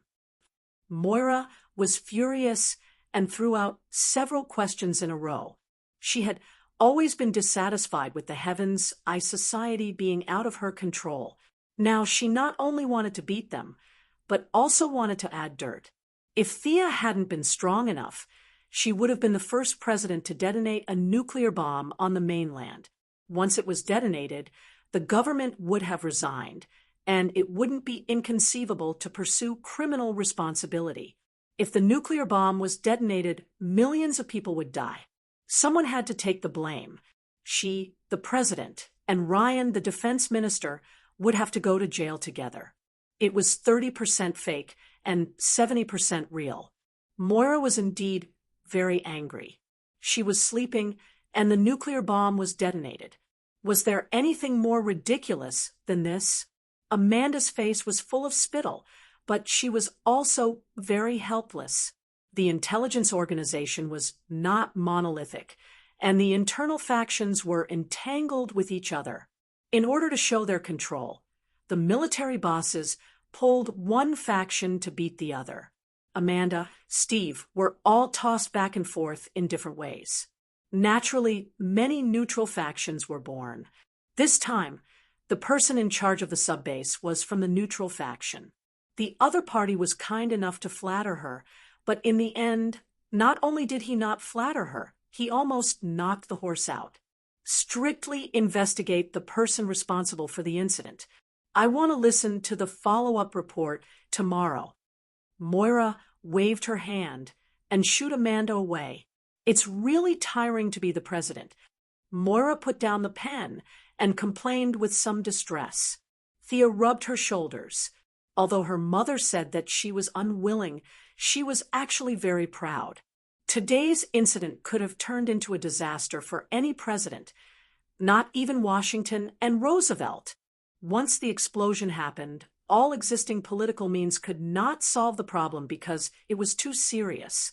Thea mentioned the ban on guns, and Moira's attitude was not optimistic.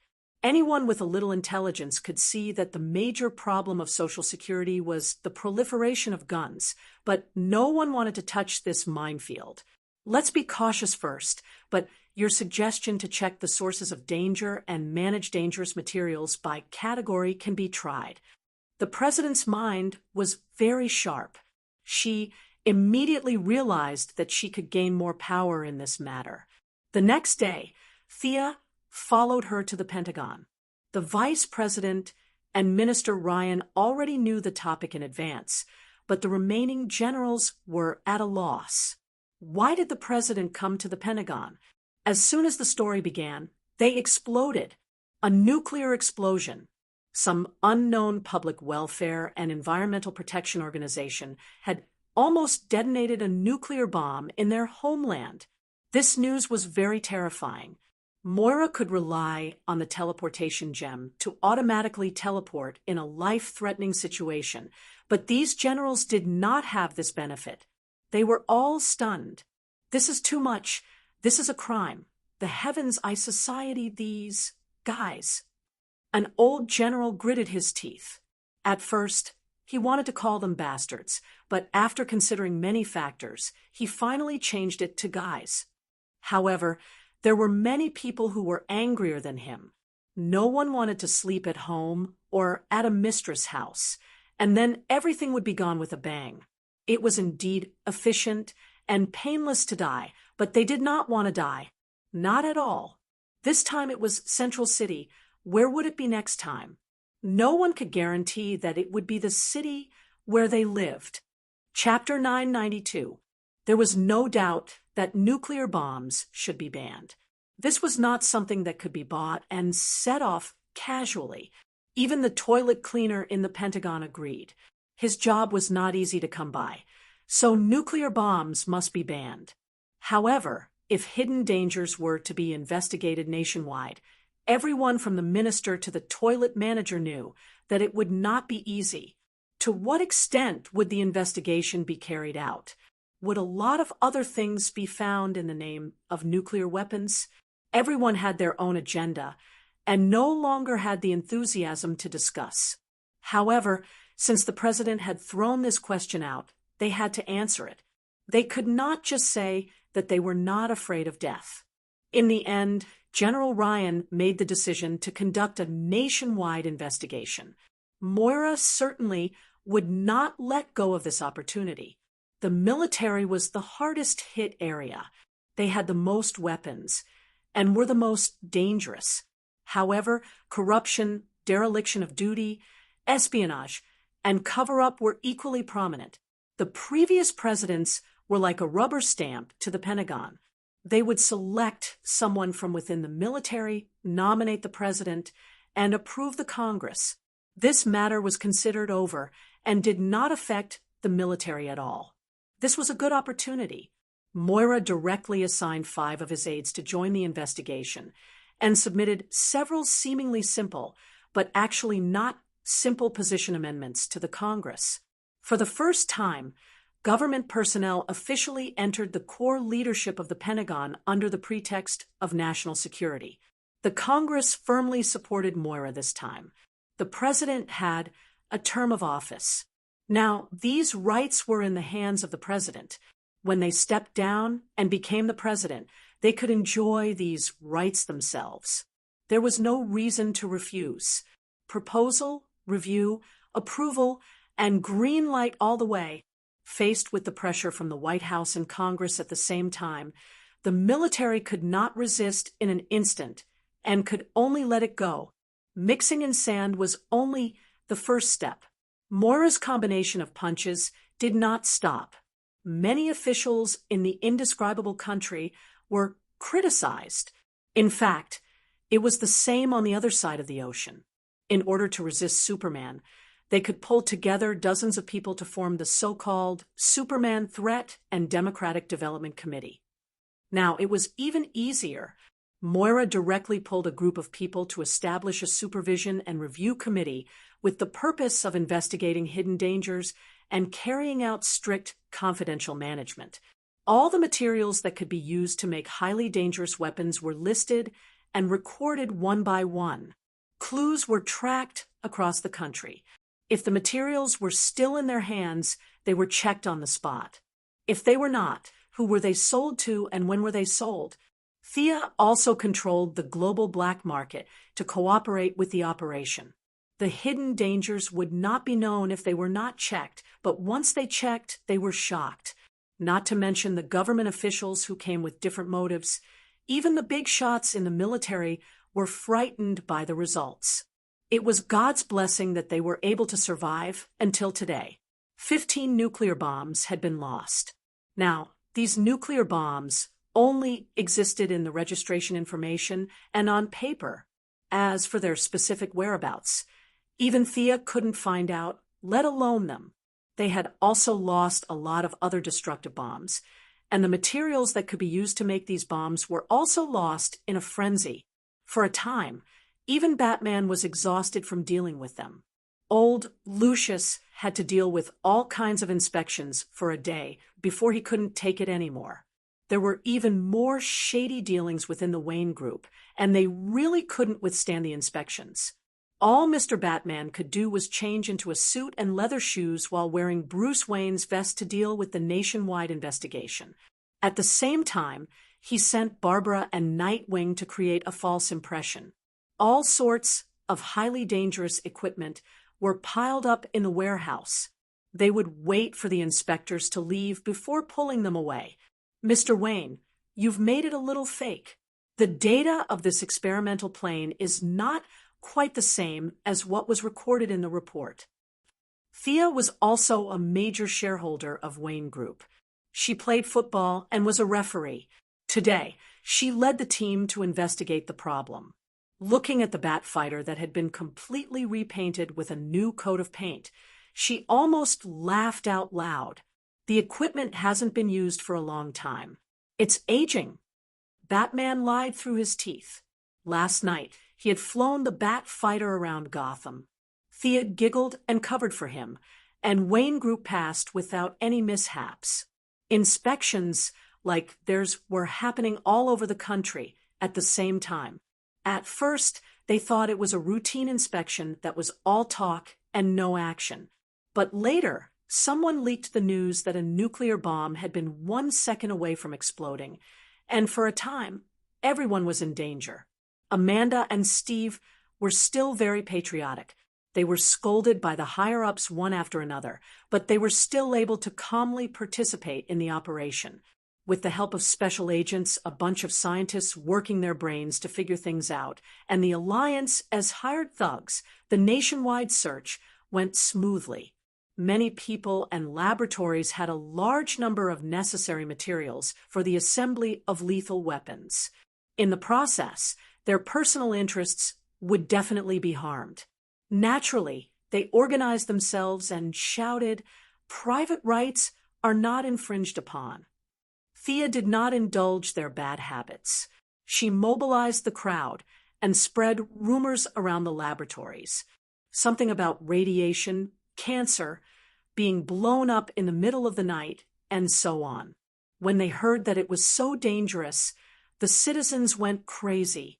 The people who shouted that their private rights were not infringed upon were quickly defeated by more ordinary people. As for calling the police, it was not difficult for the police to choose between arresting the 1,000 people or arresting him alone. After a busy week, Thea remembered what she had gained in the antimatter world. She showed the metals she had carefully selected to Diana. One could imagine the sturdiness of the metal that remained after the Big Bang. Diana was worried about her shield being damaged. Now was the time to get a new one. The new shield was named Courage. It was light green and seemed to contain an indescribable weight. Diana told her that when she was forging, she saw that the shield contained a warrior who resisted the anti-watchers to the end. The other party's unyielding perseverance gave the shield a stronger defense. Sia did not comment on this. She felt that the so-called warriors and resistance to the end were all hallucinations created by Diana when the two of them were exchanging pointers. However, she wisely did not point it out. If Diana said so, then so be it. The battle on Earth 3 had restored Diana's confidence. With all kinds of rare metals in the antimatter universe, she had rebuilt her equipment. Even if it was not as good as a fantasy weapon like the Holy Sword, it had reached the peak in the material world. The two goddesses had been learning from each other frequently recently. Thea had finally mastered the two emotions of courage and love. The first light ring had also been purified. They all tried it, and the results were not too surprising. Diana had a lot of positive emotions. She was like the embodiment of virtue. However, there were not only positive emotions, but also negative ones. Anger, greed, fear, and other emotions such as jealousy and hatred were not suitable for her. Diana lacked tolerance, so Thea could only use it for herself. The source of emotions was still in the ring, but the impurities had been removed, and it could be worn. At this time, It was shining brightly on Thea's right hand, flashing with a dazzling brilliance. Chapter 993. She still needed to communicate with the ring, so Thea had been wearing the ring for the past few days. Death, soul, wealth, trade, literature, and the emotions in the ring. She now occupied 6 divine positions. Actually, when she was treating Mitran, she wanted to take the chair of Mobius. The divine position of knowledge was not a bad idea, but Mitran was alert. At least he knew her, so she hesitated and did not kill him. She did not know if it was possible to accommodate more deity thrones, but both the Heavenly Father and Darkside had 5 deity thrones. She also felt that with the addition of deity thrones, there was a slight imbalance in the divine power. The Heavenly Father had set a good example for her, and she made the same choice. The divine position of literature was given up, but it was best to keep the goodies within the family, so it was a good opportunity to give it to Diana. Whether it was the Valkyrie's own attainments in Greek aesthetics or her ability to command the bards on the new planet of creation, Diana was the most suitable candidate. Of course, the most important reason was that she was one of them. After receiving the divine position of literature, Diana added a touch of gentleness to her valiance, increasing her charm by a lot. She was now more delicate than before. Diana had a strong personality, so the divine position of literature had little effect on her. It was fortunate that she did not become a literary youth. On Sia's side, there was a little bit of trouble. She gave up literature and art and gained emotions, which increased her strength by 20%. Emotions were different from death. They were too active. If left alone, they would be like a wild horse, changing every moment. Perhaps 1 second they would be excited, and the next second they would be depressed. Anger could greatly increase one's strength, fear could increase one's speed, and pity could reduce one's opponent's hostility. Any one of these was actually quite good. For example, Diana specialized in courage. She had the ability to challenge those above her level and ignore her own limits. But if all the emotions were mixed together, it would not be so comfortable. It was too messy. Perhaps a large group of people with thousands of personalities would be more suitable for this ring. Thea really felt uncomfortable. She had to rely on death to suppress her emotions every day, or she would immediately become crazy. This origin was not suitable for her, nor was it suitable for intelligent life. It seemed like the Guardian and First Lamp had made a wise choice to wear it as a ring. The source of emotions was too chaotic. Without the support of a great divine power, one could turn crazy at any moment. In the end, Thea did not directly absorb it. She hung it on her ring and used it. If she did not use it, she could just seal it away. There were many emotional weaknesses, but there were also many additional abilities. Focusing on one emotion for a short period of time could increase one's combat strength by 30% or more. With proficiency in switching emotions, you can selectively increase your attributes in battle. When the enemy gets used to your strength and speed, you can suddenly burst forth and decide the outcome of the battle with a single blow. The battle between Darkside and the Anti-Monitor was a good example. When the difference in strength between the two sides was not too great, the slightest change could affect the outcome of the battle. Now that she had obtained the emotion divinity position and had eliminated all of her counterparts in the multiverse, she was now the only one.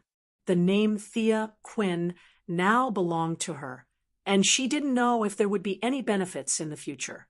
However, her ranking in the Endless family had risen by 3 places, and she was now ranked 17th. This made her look forward to the equation of life even more. She even increased the training for Kyle Rayner's emotional fusion. Unfortunately, the further he progressed, the more difficult it became. Even the super cheater Kyle Rayner found it difficult. his understanding of greed was still not up to par. Now, he had only fused 5 emotions. It had been a week since he had made any progress. She had not made any progress with the equation of life. She could not even see the 8 characters. Darkseid was in a similar situation. The treasure was right in front of him, but he could not take it out. Guangdong, his old subordinate, had sneaked back to investigate. The great warlock Desard had set up a huge formation to extract the equation of life. Large numbers of slaves and civilians were slaughtered, and the entire planet was filled with cries of agony. From the outside, the entire planet was covered in a bloody light. Darkseid seemed to have gone mad. He sent his subordinates out every day to capture people and throw them into the formation to be killed. He tried to use the power of blood to draw out the equation of life. Unfortunately, the anti-monitor's level was too high. Darkseid was unwilling to part with the equation of life, so such a stupid method had little effect. Logically speaking, if he persevered and continued to draw hard day after day, year after year, he would definitely be able to extract the anti-life equation. However, what Darkseid lacked now was time. In less than half a month, Darkseid had already defeated 2 waves of Hell's attacks. The invading demons were not too strong, but they were not weak either. They were all Lord-tier demons. Without Darkseid's help, the Great Plains Wolves and the others were having a hard time holding on. This was obviously Hell's way of testing Darkseid's strength. After Thea and Batman raided Darkseid, the demons of Hell could no longer suppress their desire for the equation of life. They accepted the mission and started raiding Darkseid 3 times, 4 times, 5 times, and so on. An endless stream of demons swarmed Darkseid, but he did not have the time to be angry. He would not give up on the equation of life. He was the evil tyrant, and he was not afraid of anyone. He would fight to his heart's content. By the time Guangdong left Darkseid, they had already defeated the demon army's 3rd attack. Darkseid personally defeated a Lord-tier demon and used his Omega Ray to kill it until only its head was left. As long as the demon was not dead, the will of Hell would not revive it. Darkseid hung the Lord-tier demon's head on the main door of his palace to show off his strength and boost the morale of his subordinates. It did not have much of a deterrent effect. The demons continued to charge forward like a tidal wave, and Darkseid's subordinates regained some confidence. Heaven and the new creator planet were celebrating, and it was as lively as the new year. The righteous faction was more optimistic about the battle between Darkseid and Hell. Keep fighting. Don't stop. The spies planted by the new creator planet on the Apocalypse planet, the fallen angels whose hearts were in hell but whose hearts were in heaven, had all received instructions from the higher-ups to think of ways to expand the war forever. It turned out that the archangels were not kind people either. The archangels saw that Darkseid was at a loss for what to do with the equation of life, and were afraid that he would not be able to persevere. To help him strengthen his conviction, the archangels decided to create some hope for the evil tyrant. They worked together to awaken their boss, the Lord of Heaven, Michael, who was currently immersed in his own world. This son of God, who was as famous as Lucifer, used his high standards to come up with an idea for them before going back to sleep. This method of efficiently absorbing the equation of life had accidentally fallen into Darkseid's hands after 7 or 8 turns. Chapter 994. As one of the most powerful beings in the multiverse, Thea did not fall behind. She could not do anything about the anti-life equation, but she knew the power of death all too well. The Black Runner had Osiris's divine power mixed with time, so it was not a problem for her. She was the absolute authority in the realm of death, and Guangdong had left a way to eliminate the power of death in Darkseid's bedroom. When Darkseid was in trouble, everyone came to his aid. Everyone in the realm of the gods offered their help to Darkseid, whose father was stuck on the wall and did not have a strong backer. Those who had money gave money, and those who had strength gave strength. The scale of the war began to increase, and the apocalypse star attracted the attention of many powerful beings. Even some world lords from the outer realms began to come to the apocalypse star. Thea watched as Darkseid, who had recovered more than half of his power, defeated the King of Tears. The King of Tears was like a cloud of mist. He had a special rule that anyone who saw his face would die. However, he was defeated by Darkseid in the end and fled back to his own world. The King of Tears was definitely not weak. As the overlord of a small world in the outer realms, his body was a cloud of mist that was similar to resentment. He increased his power by absorbing negative emotions and the souls of living beings. After millions of years, his power had increased to a terrifying level.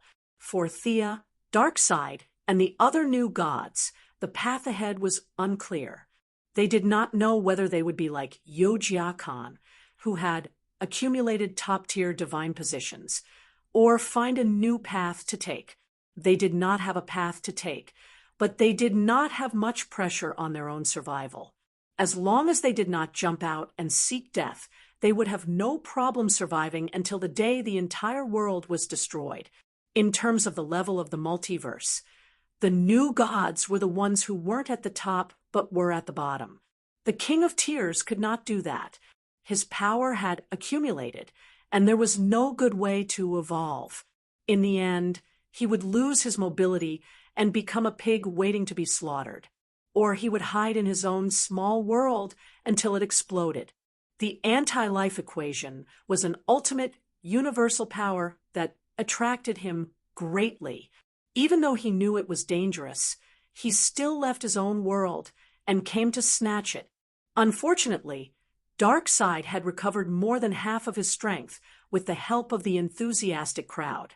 He did not care which corner of the world the King of Tears had jumped out from. He just pinned him to the ground and gave him a good beating. The apocalypse star was in a heated battle. Many planets, enslaved by the evil tyrant, had sent troops to participate in the battle.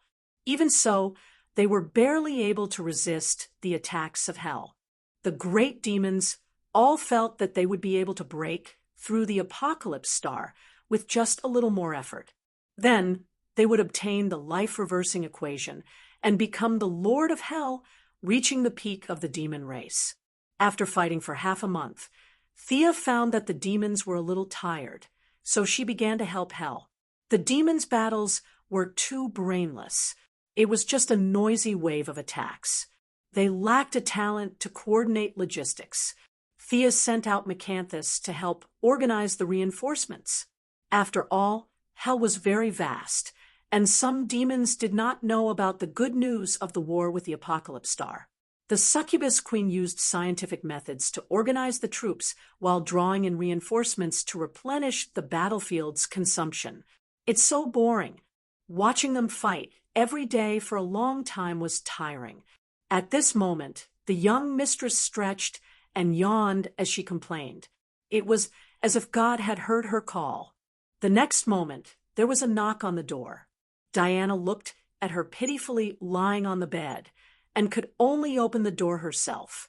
After a while, she walked back. Barbara is here. Get up. She had known Batgirl for 10 years and had long been good friends.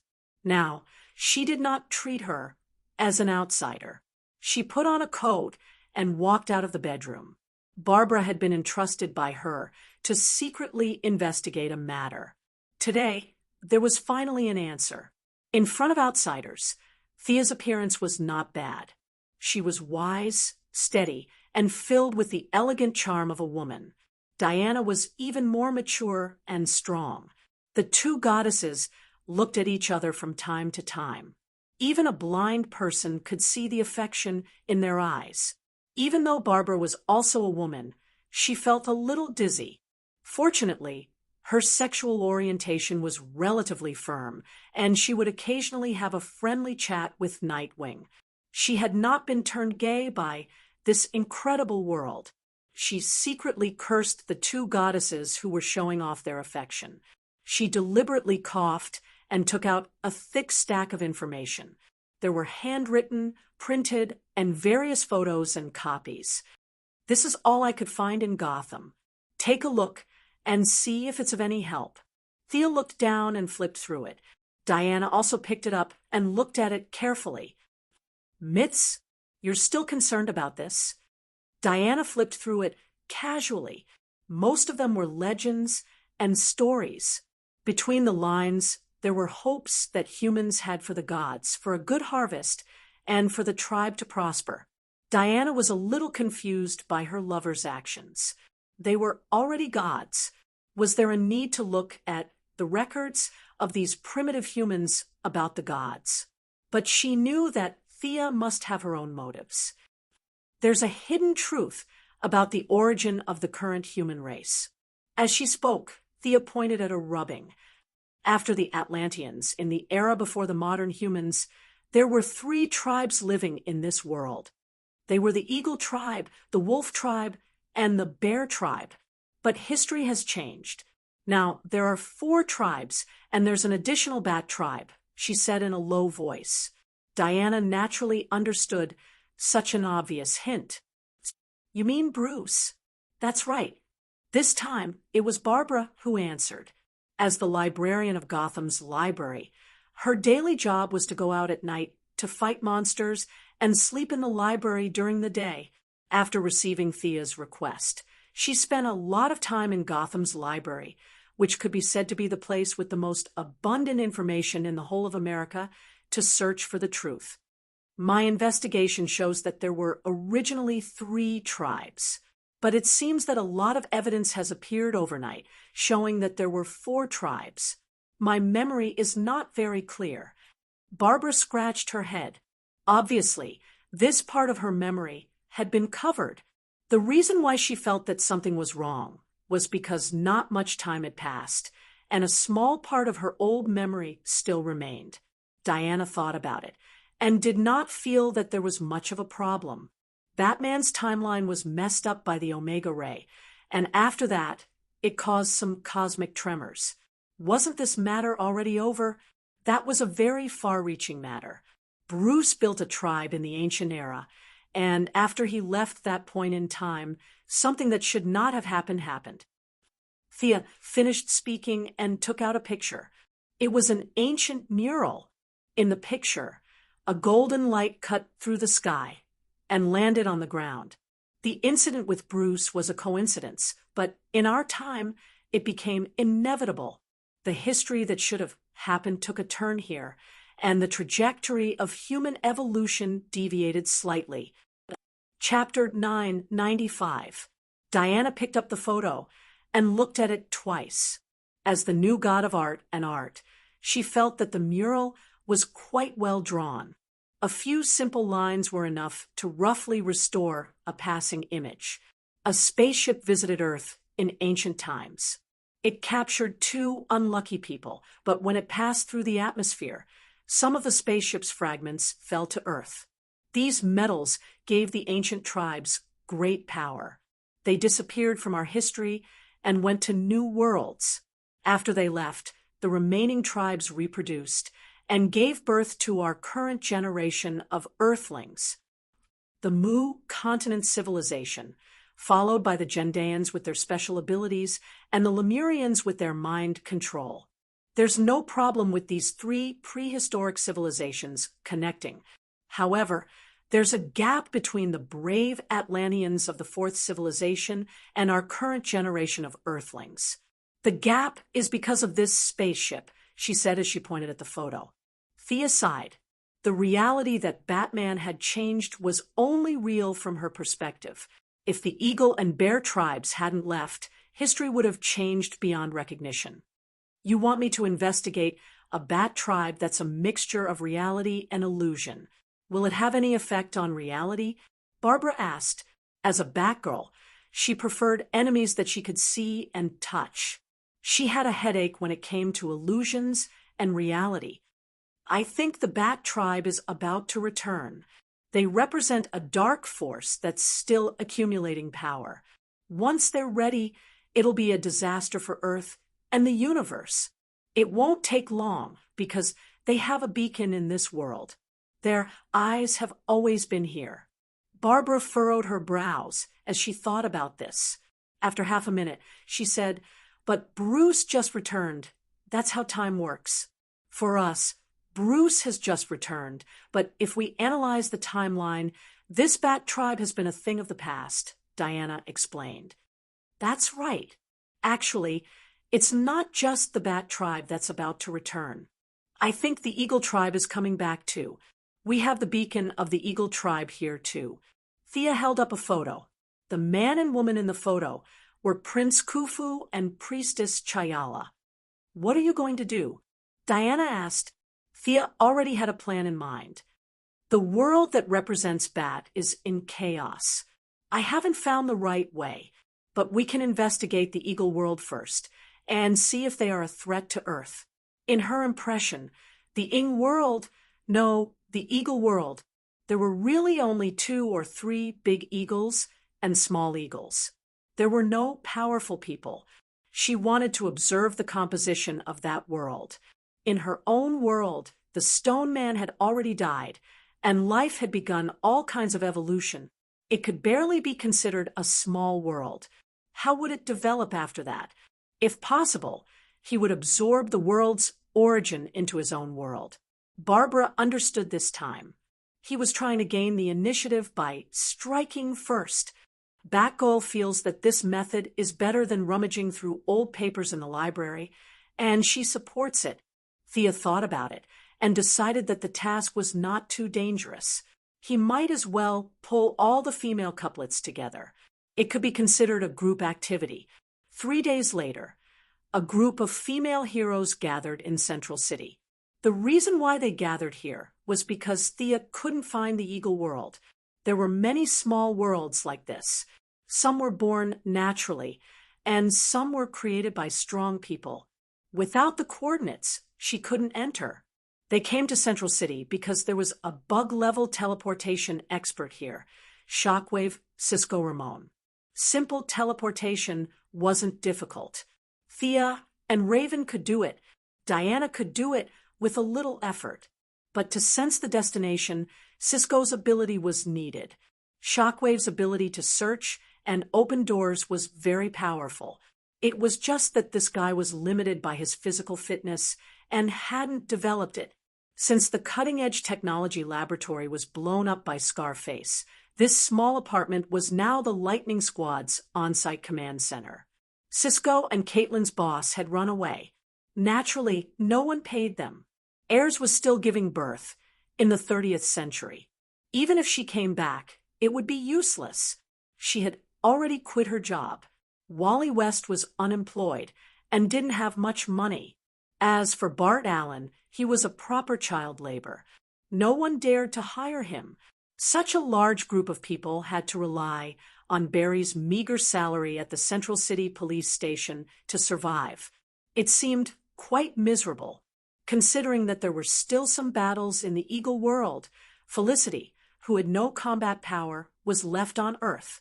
Batwoman, who had announced her retirement, and the Sea King's friends, Yavala and Cassina, who were living in seclusion, weren't there. The remaining female heroes were all here. Thea, Diana, Supergirl, Batwoman, Catwoman, Green Arrow, Starchaser, Wonder Girl, Black Canary, Zatanna, Blazing Ice, who was about to be turned gay in the International Union, Frost Killer Caitlin, Sea King's wife Mira, Superman's wife Louise, Cassandra, Raven, and the new female Green Lantern, Jessica. There were a total of 18 female heroes. There was also Pandora, who had been very close to them and had even experienced many ancient legends. There were also the landmark characters of this operation, Hawkman and Hawkgirl Kendra Sanders, who were now called Carter Hall. I'm going to take a stroll on the streets. There seems to be a fire on East Street. This group of people, especially a group of women, made Flash run away immediately. Psyker wanted to leave too, including Pandora and Hawkgirl. A total of 20 fully armed women were looking at him with swords and shields. What was going on? After so many years of experience, he, who now had a somewhat stable temperament, was instantly stunned. Swoosh! Hawk Girl took out her hammer. This hammer was 2 times smaller than when she was in the Purple Lantern Corps. In the past, it was like smashing a watermelon. Now it could only smash a nail. Psyker was so shocked that he almost jumped up. What was this woman trying to do? Caitlin, Thea, and the others held back their laughter and told him what happened. Ancient civilization. The high-class term instantly attracted Psyker's interest. He really wanted to go and take a look, but there were 20 women, and he was a man. It seemed a little strange. Let's go together. There should be many ancient ruins there. Hawkman persuaded him very sincerely. Psyker only then noticed that there was another man with an off-the-charts IQ. He quickly understood what Hawkman was trying to say. This guy also felt that there were too many women and wanted to bring him along as a companion.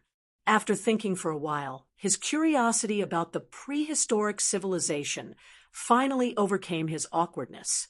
It should be fine if he was thick-skinned. He comforted himself. Thea quickly told him about the mission. Using this metal to find a different dimension, after getting a definite answer, he closed his eyes and began to search. Chapter 996. Psyker looked up and asked Thea with uncertainty, "I think there's a piece in Gotham?" Needless to say, Milady could guess that Batman must have used some technological method to retrieve a large piece of end metal from Hawkgirl's hammer. She had kept Hawkman's original hammer for herself and left it in the underworld for the Death Storm to study. Thea had originally given the couple a hammer, but it seemed like Batman had taken a lot of it. Hawkman and Hawkgirl could not have used just one hammer. They must have smelted it again and split it into 2 to create this small hammer. It really was a hammer. Thea felt that Psyker had probably seen Batman in the shockwave. She waved her hand to tell him not to worry about these small details and to continue the search. Leaving Earth, the search area increased and his stamina consumption increased. He had to stop and rest from time to time. Thea spun her emotion ring and gave Psyker a lot of emotion of hope. Diana also used some of her god power of perseverance. With the help of their abilities, the search sped up. "No, I can sense them, but there seems to be something between them," Psyker said with a frown. "There's a barrier. Do they need some blood as a guide? Or do they need something like a password to open the door?" Thea tried a few possibilities and flipped through the information in an attempt to find this password. She even took some blood from Hawkgirl's wrist. Unfortunately, it did not work. The big, lowly raven suddenly interrupted. Could it be that they need to open the portal at a special location? Hee. Thea felt that what she said made sense. She seemed to be overthinking things. Raven puffed out her tiny chest, looking proud of herself. After thinking about it, Thea felt that it was most likely the case. How high could the ancient tribesmen be in magic? It was most likely a small world created by a few shaman priests from a few tribes working together with some ancient gods. There was a fundamental difference between creating a world and creating one. Creation must be made out of nothing, and the impossible must be made possible. Creating a new world was much simpler. It was similar to the new continent that she had created back then. Starting from the real world, borrowing part of the rules of the real world, and relying on the material world, their entrances and exits would definitely be in a special place. He quickly flipped through the information and found the last place where the 3 tribes disappeared. Peru. He led everyone to a rainforest. "The signal is very strong. I think I found it. There's a lot of metal there."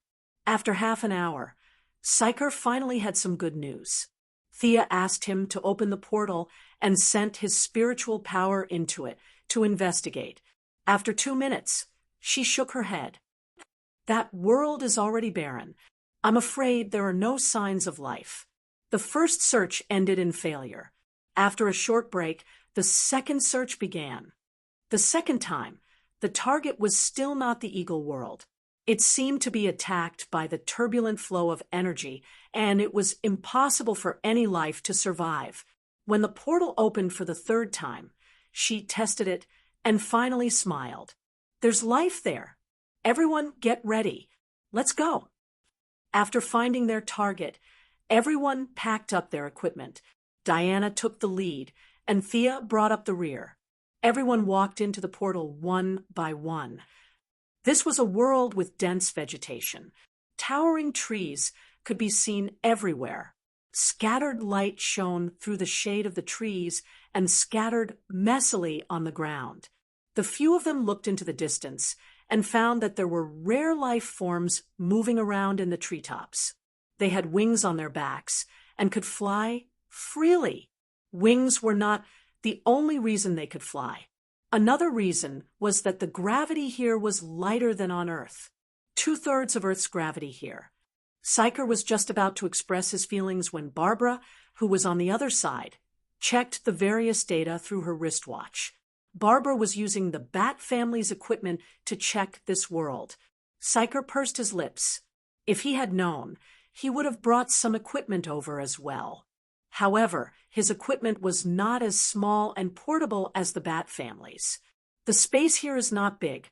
It's about the same as Iceland in the real world. Most of the life forms are there. Thea also looked at the entire world and quickly found their target. Following her finger, the heroines saw a huge floating island in the sky above the treetops and between the clouds. Why did they abandon Earth and come here? Supergirl was puzzled. Even a fool could tell that the environment here was not good. The place was small, and there were few resources. They gave up the chance to become the overlord of Earth and came here to suffer. Were the ancient Eagle tribe a bunch of idiots? No one could answer this question. Who knew what the tribe leader was thinking back then? Someone's coming. Supergirl, who had been staying on Earth and was looking around happily in a new environment, noticed something unusual. She whispered to the heroines. She did not think that the two newcomers would be much of a threat to the heroines. The truth was more or less the same. Two men with wings on their backs appeared in front of the heroines. Their clothes were very simple and crude. They were muscular and had unknown patterns drawn on their faces. One of them held a spear, while the other held a stone axe. The heroines automatically looked at the Eagle Hero and Eagle Girl. Their appearance was similar to yours. You've arrived at your home. Look, your fellow countrymen are here to pick you up. The two men chattered for a while. They also saw the Eagle Hero and Eagle Girl. Their clothes and weapons were better than theirs. No matter how small the hammer was, it was still a metal hammer, unlike them who were still holding stone weapons. The two birdmen looked at each other and turned around to fly up to the floating island. Thea did not stop them. It was an entertainment activity. If the other party came out in full force, she would just kill them all. Unfortunately, the Eagle tribe's birdmen did not come. Instead, a group of uninvited guests came. Roar! The roars of wild beasts spread through the forest. Countless figures appeared in the dense forest. Their eyes were glowing green as they sized up the group of uninvited guests. I feel like they don't have any good intentions. Psyker's combat experience could be counted on one hand. He wanted to show off his manliness in front of the beauties, but he was also a little nervous. Psyker was vexed. If only his good brother, the Flash, had followed him. He could have waved his hand and said, "Barry, go." After that, all the enemies would be defeated. He would not be in such a predicament now. There were only two men here, him and the Eagle Man. Even if he was not good at fighting, he had to stand in front. Don't be afraid, Psyker. I'll protect you. A scene that made Psyker want to cry happened. He did not get the chance to show off his manliness. Pandora, who was wearing a long purple windbreaker and holding 2 guns, stood in front of him. She aimed the anti-magic bullets at the enemies in the dense forest and was ready to fire. Psyker really wanted to shout, "Sister, you can protect me, but can you not call my name?" Chapter 997. Ignoring Psyker's gloominess, the female hero's gazes only lingered on him for a moment before moving away. This was because the dark figures had walked out of the forest one after another. Their appearance shocked the female heroes. They walked upright, with human bodies, but their hands and feet had turned into claws that were characteristic of wild beasts. Their heads, which were supposed to represent intelligent life, were replaced by wolf heads. Their eyes were bloodthirsty and ruthless. They had become a pack of wild beasts dominated by desire. This is probably the wolf tribe, right? Their world has been reduced to ruins, and they could only seek refuge with the eagle tribe. Unfortunately, time has turned them into wild beasts. The heroes' analytical skills were not bad. They could come to such a simple conclusion, especially since the goal of this mission was to find these tribes. Most likely, however, their physique is much stronger than humans. Their hunting instincts also make them more ferocious. Everyone, be careful. Thea was afraid that the heroines would underestimate the enemy, so she reminded them. A sharp howl sounded from the depths of the forest. The wolf tribe seemed to have received some kind of order. They all got down on all fours and pounced on the heroines. Bang! Bang! Whoosh! Pandora's pistol and Shadow's arrows were fired at the same time. The rest of the heroines also attacked. Sia saw that everyone's blood was boiling as they went up to fight. Obviously, they all enjoyed fighting. It was a bit boring for her to throw out a super AoE instant death spell. After thinking for a while, she also took out her bow and arrow and pretended to shoot. Diana rolled her eyes at her. She suppressed her strength and charged forward with sword and shield in hand. The 2 of them had the self-awareness, but the rest of the heroines did not. Raven, Cassandra, and Supergirl were still young. They were at the age where they liked to show off. They charged into the enemy's formation happily. Dark Flame blasted away more than 10 werewolves. Supergirl grabbed one of the unlucky werewolves in her hand and curled it up like she was bowling. She then threw it out with a bang, smashing another group of werewolves along the way. Cassandra searched among the enemies and soon found a tall werewolf who was a head taller and more muscular than the surrounding werewolves. The wolf's skin was grayish-black, and only this werewolf's skin was glowing white like a leader. Cassandra's eyes were full of fighting spirit. Without saying a word, she swept her legs straight at the werewolf's head. The werewolf raised his arm to block and clawed at Cassandra's heart. The big lowly did a somersault and kicked the werewolf's jaw. One was fast, and the other was ruthless. After 7 or 8 moves, there was no clear winner. Barbara had always intended for Cassandra to take over her name and become the new Batgirl. Seeing that she was challenging a strong enemy, she stood at the side worriedly. Blazing Fire Beatrice and Icy Frost Dora, the former best friends, were now developing in the direction of a couple. One of them was fire and the other was ice, and their cooperation could be said to be tacit. It wasn't difficult for the heroines to deal with a group of unarmed werewolves. Having superpowers and not having superpowers were 2 different concepts. The werewolves' physical enhancements couldn't erase the difference in strength between the 2 sides. Among all the dazzling skills, there was one person who attracted the most attention: Louise Ryan, or perhaps it should be called Louise Ryan Kent. In Thea's view, Louise had far surpassed her own height in the original space-time. She had accumulated her potential for a long time and finally had a chance to explode. The blue psychokinesis turned into substance, flight telekinesis, invisible force field, telekinesis impact. other than her lack of combat experience. If Louise could exert all her strength at this time, she wouldn't be much inferior to the 3 super queens on Earth. A group of famous heroines dealing with a group of passers-by was obviously easy. When Cassandra kicked the tall werewolf, the battle came to an end.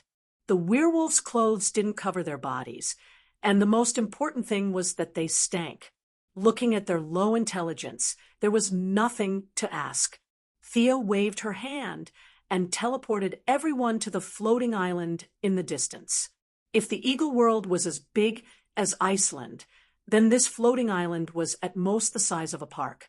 Unlike the werewolves who didn't cover their bodies and turned into beasts, there was still a hint of civilization here. There were all kinds of containers, huts that were so crude that even African refugees wouldn't want to live in them.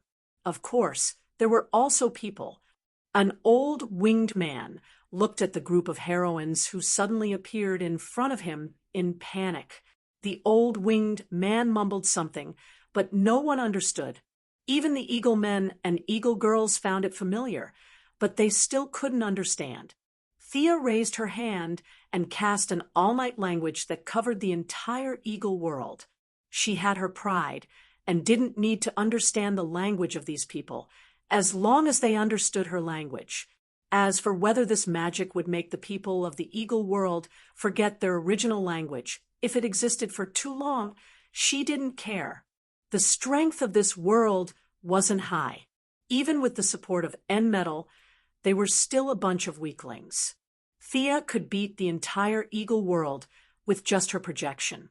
Now that her real body was here, it was like a god had descended to Earth. The Empress enemy. This time, they finally heard what the old winged man said, but his language was very simple. He kept repeating words like Empress and enemy. Who's the Empress he's talking about? Barbara imitated Batman's analysis. Thea smiled and pointed not far away. The answer you want is flying over. Wings that blotted out the sky quickly flew in front of them. There were more than 300 winged people, and they were fully armed. The spears, shields, and short swords in their hands were more or less mixed with N-Metal, but the metal purity here was very low. It looked like their bodies were only slightly taller than modern people. The leader was a female winged person. She wore a golden mask that covered her entire face. Around her neck was a pure gold necklace. She wore a bright red dress and a pair of huge golden wings on her back. As the woman appeared, the winged people around her shouted, "The Empress! The Empress! The wingless outsiders!" Before the Empress could finish her words, she felt a huge pressure on her body. She tried to maintain her body, but no matter how hard she tried, she couldn't control her body and fell to the ground. When her feet touched the ground, she was a little surprised. How many years had it been? How many years had it been since she used her feet to support her body? It wasn't just her.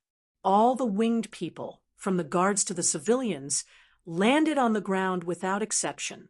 No one was a fool. She naturally understood that this was the doing of these outsiders. The golden mask blocked her vision, but the N-Metal gave her the ability to see through things. She could see that there was a flow of energy that had pulled her and her clansmen down. "You're too rude," she said through gritted teeth. Chapter 998. Is that so? You're the one who's rude when you're high and mighty, Thea said nonchalantly. How dare you put on airs in front of the goddess of death? You're lucky I didn't make you kneel on the ground. At the same time, Thea was also muttering in her heart. Her goal was to swallow this small world, as well as the 2 previously abandoned worlds, and collect some N-metals while she was at it. If the winged ones were like the werewolves, it would be easy to deal with them, but they still had their own consciousness and civilization. It was not appropriate to kill them like wild beasts. Although it was easy to pin a crime on someone, she still needed evidence.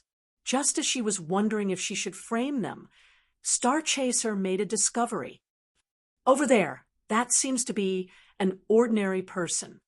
They looked in the direction she pointed. Wasn't that right? An unconscious man was locked in an iron cage. He had no wings, and most importantly, he was wearing a pair of jeans. An Earthling? They had a spatial rift here, and could go to Earth to capture humans.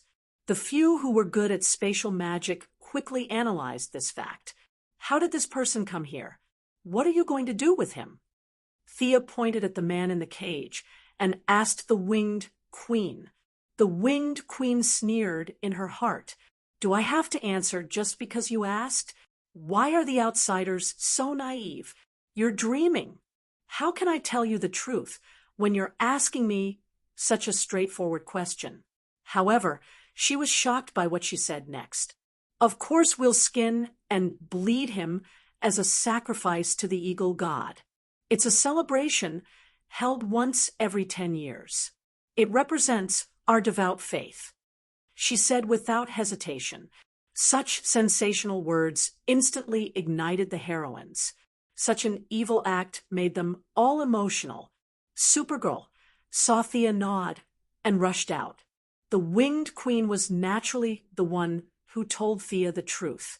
Her psychological defense was too weak. She spoke her mind after being provoked a little. This saved them a lot of trouble. Skinning and killing people were evil acts. Moreover, Thea didn't feel anything about the eagle god that she mentioned. It was most likely a god that she made up to satisfy her bloodthirst. After a long time, she even believed that there was such a god waiting for her to sacrifice. The winged ones were more powerful than the werewolves below.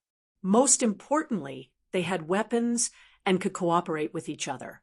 Ordinary heroes like Barbara and Black Canary could only fight 5 or 6 of them, and this was because the other party had lost their ability to fly. However, they had many experts on their side. All of them were battle-hardened. On the other hand, the guards had no experience in ground combat. Despite having the advantage in numbers, they were beaten back by the female heroes. Especially after the new female Green Lantern, Jessica Cruz, joined the battle, the situation began to show signs of collapse. This rookie, who obtained Earth's 3rd green light ring, had a very serious anxiety disorder. After being chosen by the green light ring, his condition improved slightly, but the effects were not great. It wasn't until Hal Jordan brought her to Diana, and with the help of the God of Valor, that the haze in her heart was completely removed. At this time, it was as if she had been washed clean and reborn. The green light ring in her hand glowed with extraordinary brilliance. At Thea's current level of combat, the lantern ring was nothing special. However, it was an invincible existence in a primary or intermediate level battle. The stronger the conviction, the stronger the lantern ring's manifestation. The female Green Lantern almost single-handedly defeated half of the winged guards. The Winged Queen, who had been maintaining her poise, finally made her move. The golden claw shattered Jessica's manifestation with a single blow. After that, it did not stop and went for the throat of the new Green Lantern. Clang! Her attack was blocked by a small hammer. When the weapons of both sides collided, the Queen let out a soft cry of surprise. She first looked at the other party's weapon. The end metal had been integrated into every aspect of their lives. She was all too familiar with this metal. This was a piece of metal that had not been contaminated. In the eyes of the Winged Queen, the purity of this hammer was not inferior to the last few pieces of pure metal in the tribe. How could an outsider have the metal of her tribe? Supposedly, they had already plundered it clean before they rushed to this world. The Winged Queen looked at the Hawk Girl, who blocked her attack with doubt. A winged person? A winged person with a metal weapon? Who are you? With Thea's language proficiency, both sides could understand each other's language.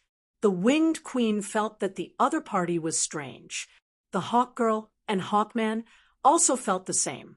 After waking up, They thought that only the two of them had wings on their backs in the world. They did not expect that there were so many winged people in the world under their feet. All this showed that they were not alone, and this metal might be able to produce winged people in batches. Hawkman flew to the Hawk Girl, took off his helmet, and asked the Winged Queen, "Do you know me?" The Winged Queen felt that he was a little familiar, but her memory was very vague. 4,500 years had passed, and the past had changed. Looking back, occasionally, was like looking at another life. "No, I don't know you." Memories came flooding in like a tide. The Winged Queen could no longer control the violence in her heart. She suddenly reached out, and her 5 fingers were like 5 sharp daggers stabbing straight into Hawkman's chest. She wanted to dig out the enemy's heart. He was giving her a headache. It happened so suddenly. Fortunately, Hawkman had been wearing Horus's wristband and moved faster than all the winged people. At the critical moment, he took a step back and avoided the fate of being cut open. However, the metallized claws still scratched 5 bloody grooves on Hawkman's chest. Hawkman used memory kill and almost killed himself. Thea found it funny. Indeed, not everyone was destined to be the main character. The Winged Queen attacked with all her might like a madwoman. Her helmet, bracelet, and necklace were all made of metals. The huge increase in attributes allowed her to suppress Hawkman and Hawkgirl alone. Pandora saw that they were in danger and immediately pulled out her gun to help. It was interesting. She knew Hawkman and Hawkgirl. When they were still Egyptian princes and priests, Pandora had been to Cairo. Unfortunately, the conversation back then was not pleasant. Pandora's theory of the 7 deadly sins was regarded as heresy and was directly expelled. Now that they met again in modern society after 4,500 years, they smiled at each other when they talked about the past. She had a good relationship with the two. Seeing that they were no match for the queen, she immediately helped. Pandora pulled out her gun to help. Psyker, who had been protected all this time, also hit the Winged Queen with shockwaves.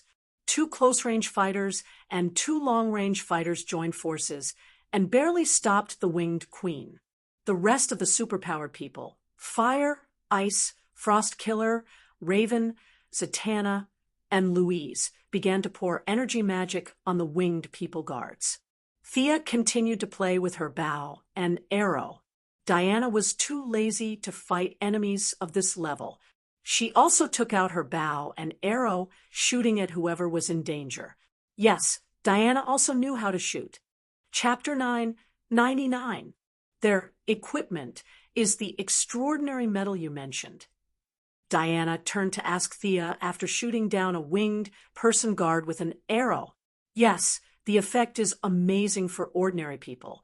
Speaking of which, your archery skills have regressed. It's a pity that you lost Antiope's teaching. The battle in front of them wasn't that intense, so the young lady went off topic. The Valkyrie's face was a little red. Her archery skills were actually quite good. Even if she suppressed it to the level of an ordinary person, it wouldn't be a problem for her to win the championship in the Olympics. After all, she had trained hard with Antiope when she was young, but it depended on who she was competing with. If she didn't have talent in archery, then she didn't have talent. Unfortunately, the archery talent of the Quinn family had been maxed out. It was an ability that came with their bloodline. Although Sia had been slacking off, her archery skills were still better than hers. You win in archery. Let's compete in javelins.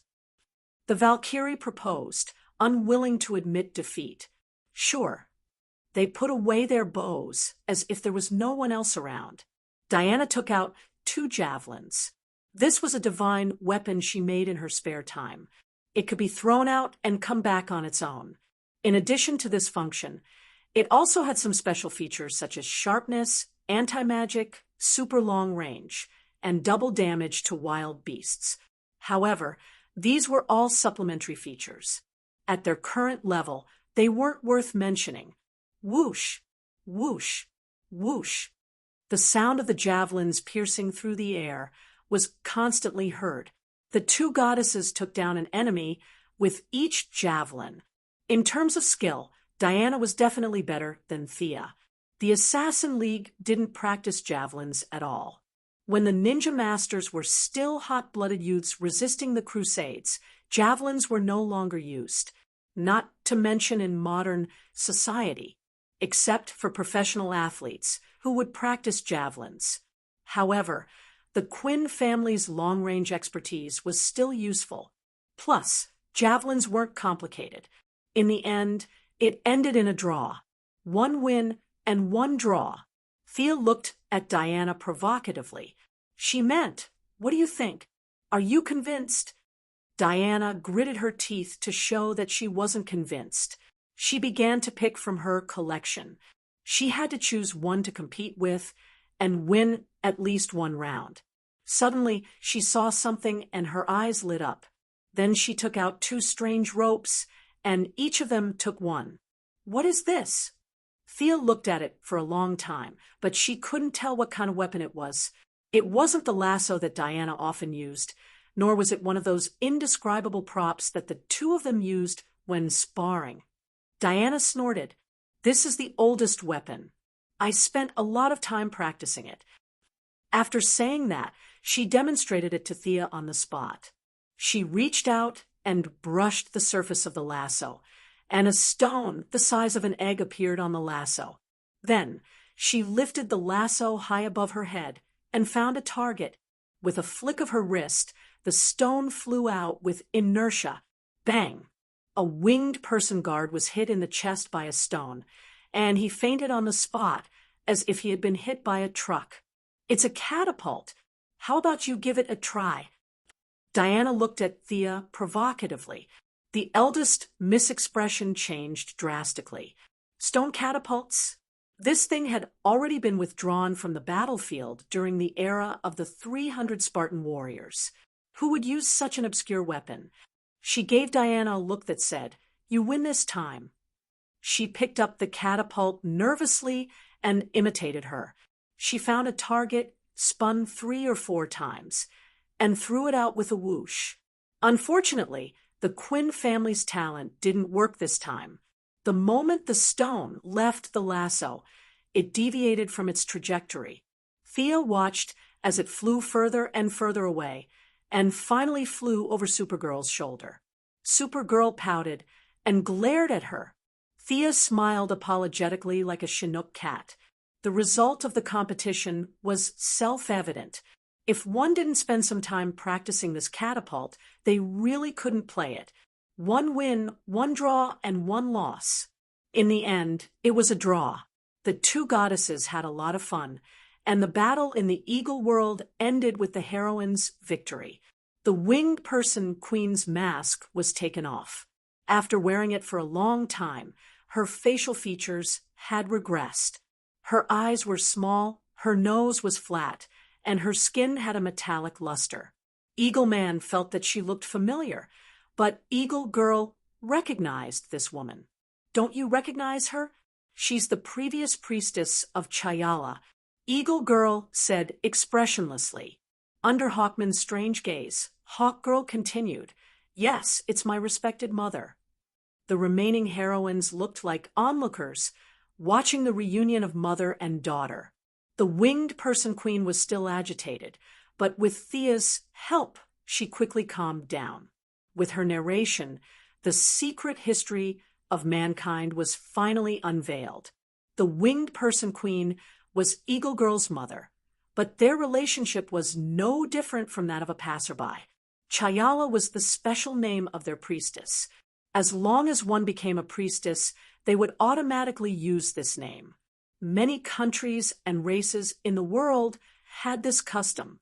Its meaning was nothing more than to prove that one was God's messenger, and that one was eternal and indestructible. Originally, Eagle Girl would follow the path of her predecessors and become her priestess.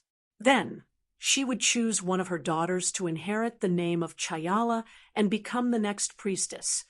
However, history changed, and an alien spaceship landed on Earth. The alien spaceship did not stay on Earth for too long. They either accidentally or intentionally captured Eagle Man and Eagle Girl. However, the spaceship seemed to have a problem with its piloting system. It liked to crash into planets with its hull. In the end, they crashed on Zamalin, the main planet of the Purple Lantern. Eagle Man and Eagle Girl were inexperienced ancient people. They were thrown on a deserted planet. No matter how much they cried for help, they could not eat metal. The two starved to death.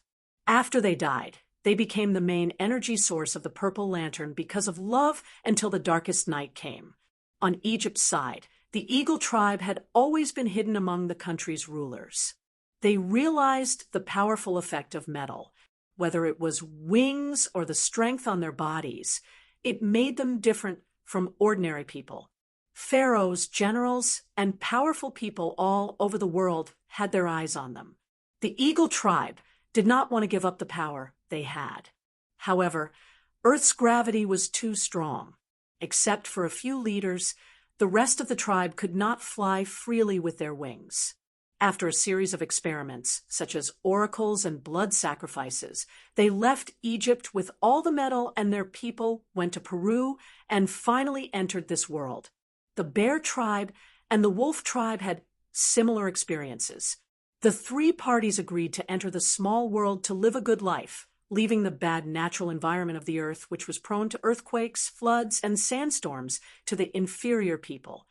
Unfortunately, the small world they thought was a paradise became worse and worse because of a large number of people. The Bear tribe was exterminated with the collapse of the world, and a part of the Wolf tribe escaped before the world was destroyed. More than half of them came to the Eagle world, and a small group of people went to the more comfortable Earth.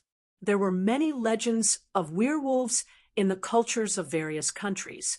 The three major tribes were made and destroyed by metal. Chapter 1000. The end metal gave them a lot of superpowers and a long lifespan, but it also made them unable to leave this metal. Moreover, after a long period of interaction, a slight resonance was formed between humans and the metal.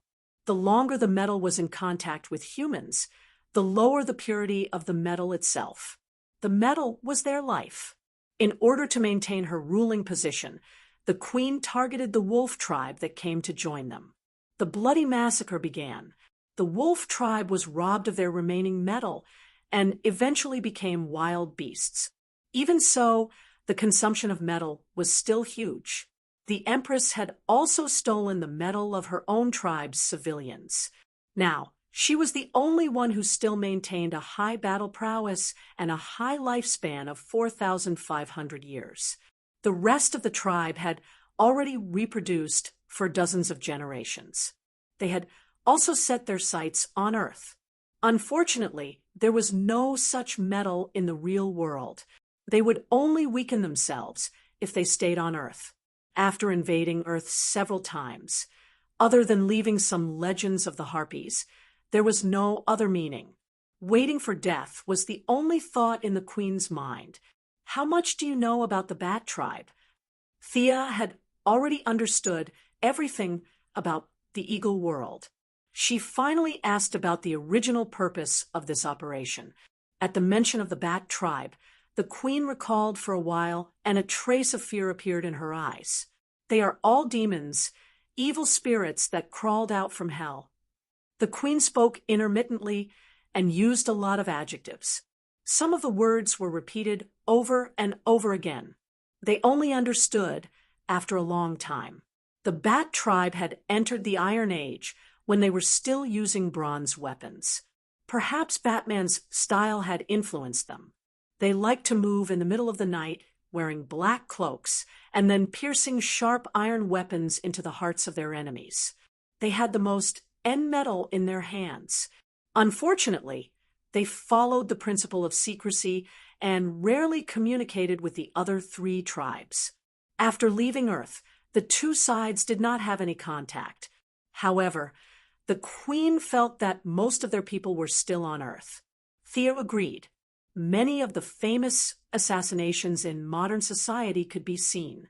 An unknown person killed an important person and changed history according to a certain predetermined trajectory. The assassination of Grand Duke Ferdinand, Ito Hirobumi, Lincoln, and Bruce's parents in that small alley.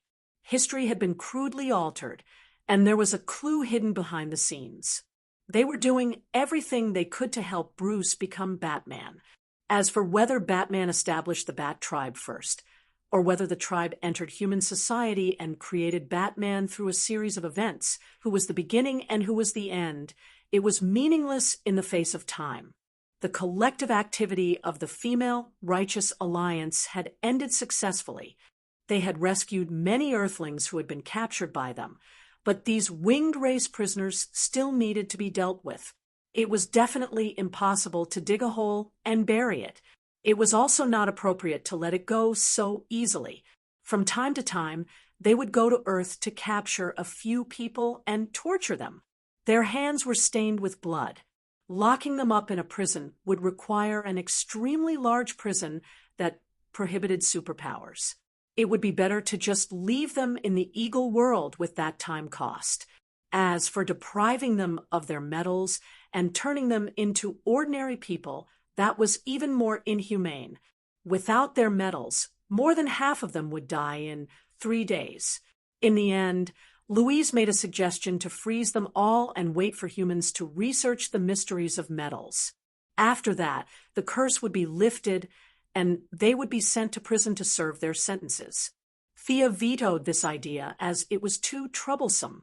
She called Superman over and threw these winged race people, who looked very Kryptonian, into the Phantom Zone. Back then, Zod and Fiora had been thrown in there before. There was no concept of time there, and it was a good place for long-term imprisonment. After dealing with the winged race and the werewolves, Thea packed up all the resources of the Eagle world and took them away. The remaining metals had pitifully low purity, and only the few accessories on the Queen were barely acceptable. Looking at the pitiful Eagle hero and Eagle girl, Thea gave them a portion of the high-purity metals and gave some to Barbara for research. Thea did not care if she handed them over to Batman after the event. She kept more than half of the remaining metals for herself. Then, with a wave of her hand, she grabbed the world's origin and poured it into her own small world. She did not let go of the bear world and the wolf world, and each of them extracted a small group of sparkling and dazzling world origin. Among them, the bear world's origin was the smallest because the world had been destroyed for too long, and the origin was almost exhausted. The wolf world was slightly stronger, but there was a limit to it. The eagle world was the best and the most complete. Perhaps the end metal had been in this world for too long, and the origin was also mixed with a trace of metallic luster.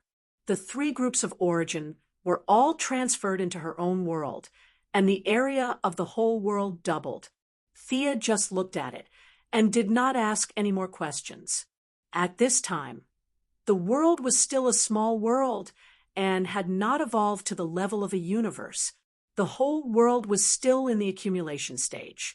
When all the conditions were met, the world would begin to shrink and produce a complete Big Bang, and the world would be officially formed into a universe. The inspection of Earth was still in full swing. Moira introduced some new policies, such as exchanging guns for food. The reason was definitely not to ban guns. The excuse used by the White House was that old guns were easy to misfire, and for the safety of the general public, the old guns and ammunition were recycled. In addition, a new personal file database was also established. All the talents who had been engaged in the nuclear industry, chemistry, polymer, atomic physics, and other cutting-edge industries had to reestablish their files. If they could go to the government every month and do a simple registration work, then they would receive an additional subsidy. This money was jointly funded by several major consortia in the world such as the Quinn Group and the Wayne Group, to protect talents and prevent them from being hijacked by terrorists. Earth was in full swing to solve the internal problems. On this day, Thea had just returned home when she was shocked by a piece of news and hurriedly transmitted to the Blue Lamp main star. The lamp beasts are missing. This was the news that the saint reported to her. Which lamp beasts are missing? When did this happen? Who did it? The saint felt guilty and stammered for a long time before he explained the whole story. After 3 expeditions to Earth, everything was calm, and there was no abnormality. It was not until yesterday that he noticed that the blue lamp energy in his body seemed to have dropped a lot out of thin air. After checking several times, it was not the problem of the ring, and his emotions were not shaken. Then what was the problem? Several people studied for a long time and finally found that the lamp beasts that had been staying in the total energy of the lamp ring had disappeared. There were very few people who could communicate with the lamp beasts. The total energy was placed there, and no one was bored enough to look inside to see if the lamp beasts were still there. The lamp beasts also did not have the habit of waking up early to check in. They had been missing for a long time, but they really did not know when they disappeared. Chapter 1001. With the intention of helping each other, they informed the yellow and blue lanterns. The blue lanterns were the most sensitive to energy, while the yellow and blue lanterns were much less sensitive. After being alerted by the blue lanterns, they checked their home and found that their lantern beasts were also missing. They then asked the purple lanterns. The purple lanterns' main planet had been destroyed, and their lantern beasts had been placed on the blue lantern's main planet. The result was self-evident. They were also missing.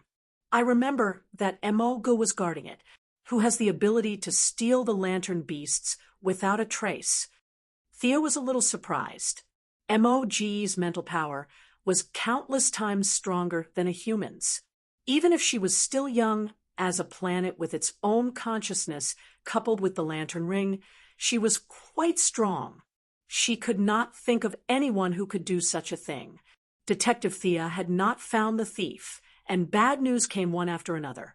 The Green Lantern ion shark flew away in front of everyone. The Orange Lantern Loflees was knocked unconscious while writing his Christmas present. When he woke up, he found that the Orange Lantern Beast Python had also disappeared.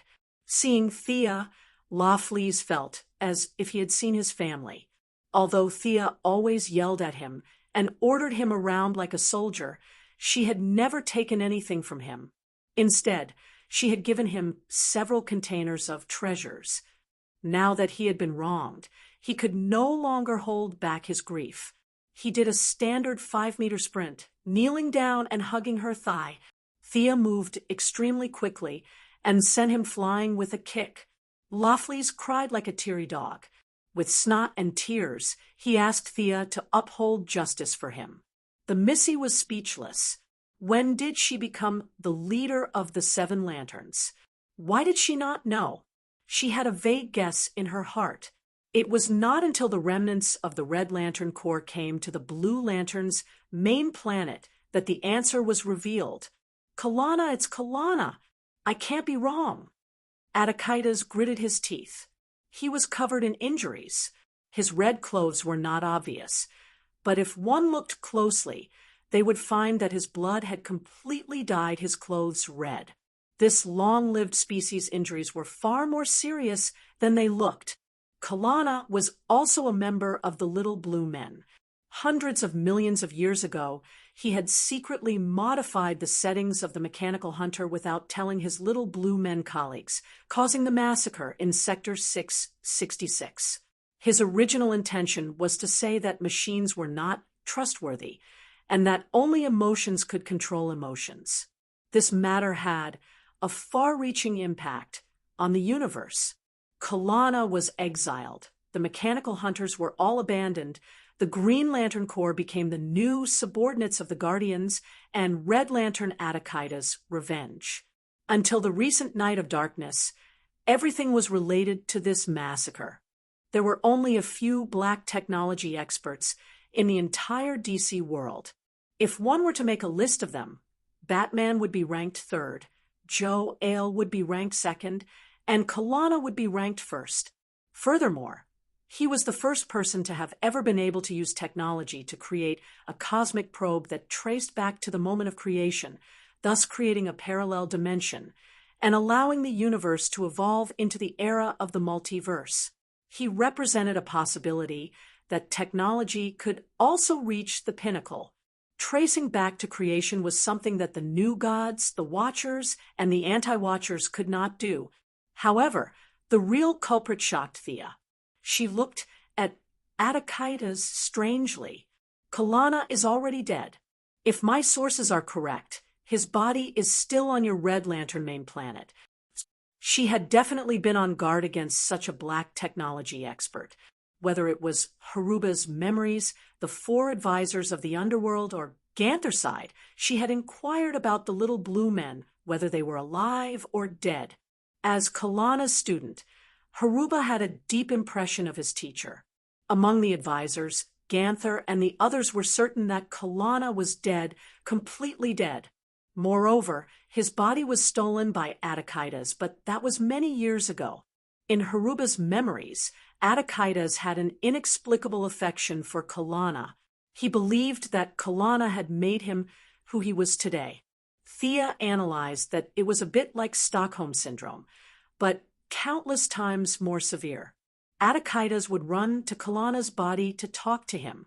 The Guardians knew about this. What was the situation now? A guy who had been dead for God knows how long had come back to life. Her expression was a little cold. Atakaitas, don't tell me you're the one who resurrected him? The Red Lantern leader wanted to refute loudly, but when he saw Thea's expression, he knew that she knew him very well. He held back his anger and shook his head. It wasn't me. After looking at him again, Thea finally believed in Atakaitas. Hatred was the root of his power. His feelings for Kalana would not make him give up on his hatred. It was not surprising that he was able to silently obtain the 4 lantern beasts from the blue lamp.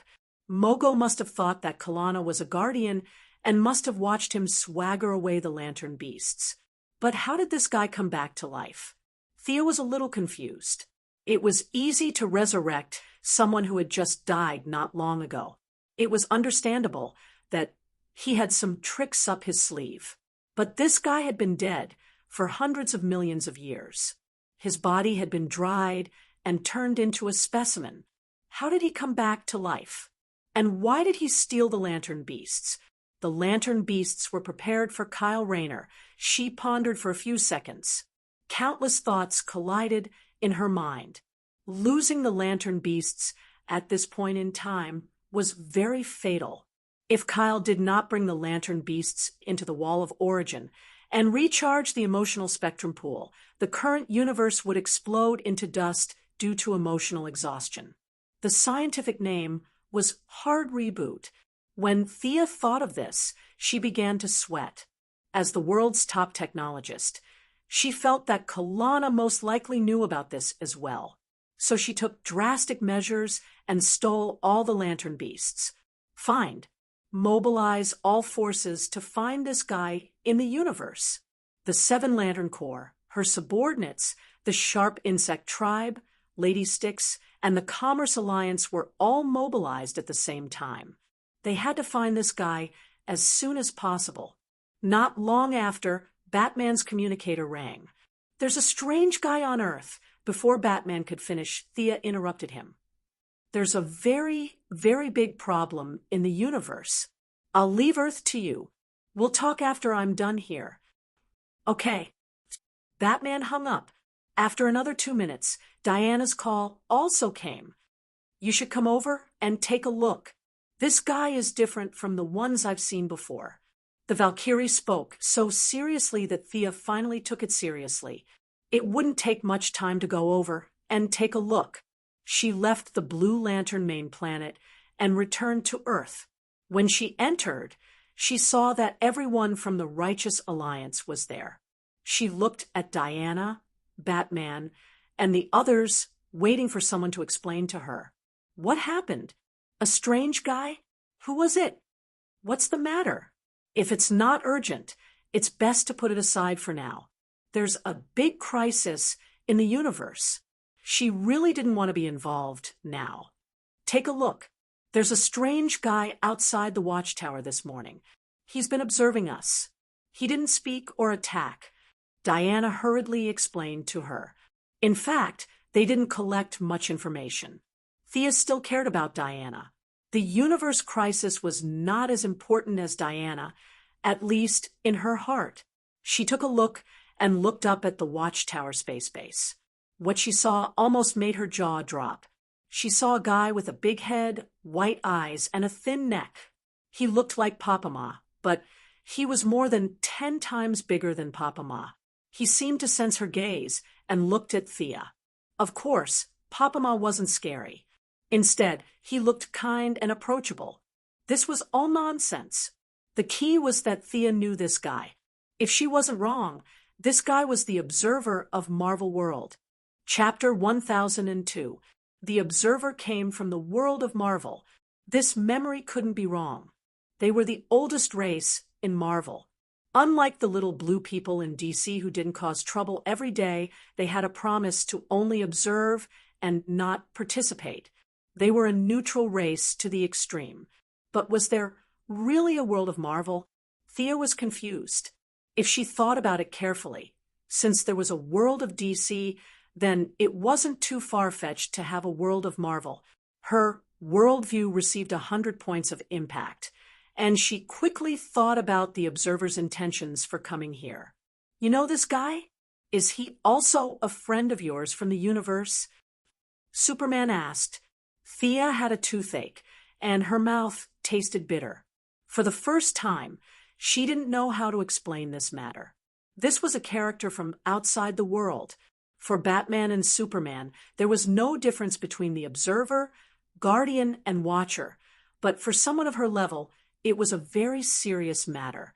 This meant that a hole had been pierced through the DC world, or else the Observer wouldn't have come here. An hour ago, she still couldn't think of anyone who could do this. Now, there was a 99% chance that it was Kalana, but what was the Observer observing here? Or who was he observing? Thea wanted to go up and ask, but she remembered that the Observer was famous for not talking and only recording. She probably wouldn't be able to get any inside information. Thea's gaze swept across the faces of the Alliance, and after checking twice, she seemed to have found something new. She gently exhaled, ran 2 steps, and pulled out a thin old man from the air beside Batman. Diana pulled out her sword, and Batman was also shocked. How did this guy silently hide beside him? He looked at Thea with a puzzled face, waiting for further explanation. The rest of the Alliance also looked at the old man. He was wearing a golden robe with silver embroidery at the corners. He looked very elegant, but his hair was a little messy and his temperament was a little slippery. Even though the old man was discovered, he still looked at everyone sneakily. The slippery old man looked at everyone, and finally his eyes fell on Thea. "Little girl, you have good taste." Thea's face drooped as she sized him up from head to toe. His concealment technique was not bad, but there weren't many energy waves. "This should be a projection," she asked with certainty. "Are Gao Tianzuan, right? How did you come to our universe?" He had originally wanted to use honorifics, but the old man's temperament was too terrible, making people unable to respect him from the bottom of their heart. She spoke vaguely, connecting everyone to the parallel universe or something. Only Diana had some doubts. Now, the Valkyrie could even fight her own father, Zeus, for hundreds of rounds. She was only one god seed away from the multiverse level. She was no longer ignorant about the multiverse like before. But who was Gao Tianzuan? She didn't remember Thea telling her that there was such a person in the universe, but she was smart enough not to ask. You do have good taste. I am Gao Tianzuan." The slippery old man put away his wretched appearance, as if he wanted to puff out his chest and raise his head to make himself look taller, but his acting was a little exaggerated. Thea covered her face. His long life had turned this guy into a clown. The real Gao Tianzuan had immortal life, immune to aging, diseases, and all physical attacks. At the same time, he also had unimaginable recovery abilities. He could also convert his own universal energy into levitation, projection, psychic ability, material reconstruction, time and space jump, and so on. Moreover, he had a powerful resurrection ability and could resurrect intelligent creatures that died within 30 minutes. Gao Tianzuan was a member of the Universal Presbyterian Church. It could be said that he was a person who couldn't be killed by conventional forces. At first, he was a wise and cold elder. As for how he became this clown today, it could only be said that he was too bored without any enemies for a long time. If he didn't find some entertainment for himself, he would be stupid. Thea didn't know how many times she sighed today. She pointed to Father Ma in the sky. The observer outside followed you here, right? By the way, what are you doing here? Gao Tianzuan's eyes flickered, and finally stopped on Thea and Batman. Which one of you is the ruler of this universe? Or is this a democratic system? CEO? Elder? I do have something to say, but I don't know who to tell. Thea waved at him, indicating that he should talk to her. Gao Tianzuan's vision was still there, and he could see that Batman was extraordinary. Perhaps in his heart, Batman was more important than Diana. This was also the main reason why he had been hiding beside Batman to observe. Thea wasn't ready to reveal the connection. Batman was also stunned. He didn't have as much foresight as Thea, but he was good at observation and thinking. This strange person actually compared him to Thea. It definitely wasn't because of his 127 sets of martial arts. A strong person came to my universe. He appeared 3 days ago, and he is an invincible strong person. His name is Kalana. Gao Tianzuan's words shattered the last bit of hope in Thea's heart. The person who caused all this trouble was indeed Kalana. As for how he got to Marvel, it had nothing to do with the Lantern Beast. It was most likely some shocking technological product. Thea frowned deeply. Whether she liked it or not, things were out of her control. This group of people who made technology was too good at causing trouble. Ha ha! Kalana is on your side, right? Gao Tianzuan clicked his tongue, and a smug expression appeared on his face, as if he had finally found the culprit. Ah! Thea rubbed her hair, not knowing what to do. Everyone in the Righteous Alliance could see that there was definitely a huge problem here, but the heroes were ignorant and fearless. Batman was still pondering over Gao Tianzuan's words when Superman asked kindly, "What kind of trouble is it? We can definitely solve it if we unite." Diana also held her hand, expressing her encouragement. The young lady looked troubled and depressed. Our universe is in big trouble. The danger this time is far greater than the Dark Knight, and it is also greater than the Anti-Watcher. Barry asked, "Is it the Kalana you were talking about just now? Where is this guy from? An alien, an enemy from a parallel universe, or from the future?" Thea said softly, "Kalana is the former guardian of the Green Lantern Corps." Everyone in the Righteous Alliance showed an expression of, oh, as expected. Most of the things that happened recently were related to the Green Lantern Corps. Now, the Justice League was about to become the Green Lantern Corps' aftermath committee. The Arab Green Lantern Simon Baz and the first female Green Lantern from Earth, Jessica Cruz, were pretending to be invisible. Hal Jordan, the greatest Green Lantern, suddenly became the focus of attention. He was dumbfounded. What Kalana? He had never heard of him. Chapter 1003. Thea helped Hal explain. Kalana was the previous guardian, but he died hundreds of millions of years ago. Not many people in the Green Lantern Corps know about this secret. Kalana was the greatest scientist on planet Mardis. I don't know much about his life, but I know that he had a strong desire to explore and was extremely curious about everything. He was the kind of person who wouldn't give up until he found the answer. As soon as she finished speaking, everyone looked at Batman. They also had a guy who liked to get to the bottom of things. Batman pretended not to see the gazes around him and asked, how did someone who died hundreds of millions of years ago come back to life? Was he resurrected during the darkest night? Thea shook her head. It has something to do with the darkest night. From the information I've gathered so far, he had mastered the Book of Death of the Black Lanterns and sealed a part of his life force in the book. When a certain condition was met in the outside world, the Book of Death would return that part of his life force to him, and he would naturally come back to life. She didn't have much of a prophetic advantage when it came to Kalana. This was the conclusion she came to after gathering information from several sources. The only thing that was similar to the original space-time was that Lisa Dracker, the fangirl who swore to follow Kalana to death, was still bewitched by the Book of Death. She was probably the one who found the Book of Death and resurrected Kalana. Not only did Kalana come back to life, but his goal was also so strong. He wanted to find the truth of the universe's creation. Your universe actually has such a madman. It's unbelievable. Gao Tianzuan, who had been pretending to be invisible, interjected naturally, as if he was very familiar with them. Batman nodded. Well, a mad scientist who seeks the truth. There are many people like that on Earth. I think I understand. And then there's today's story.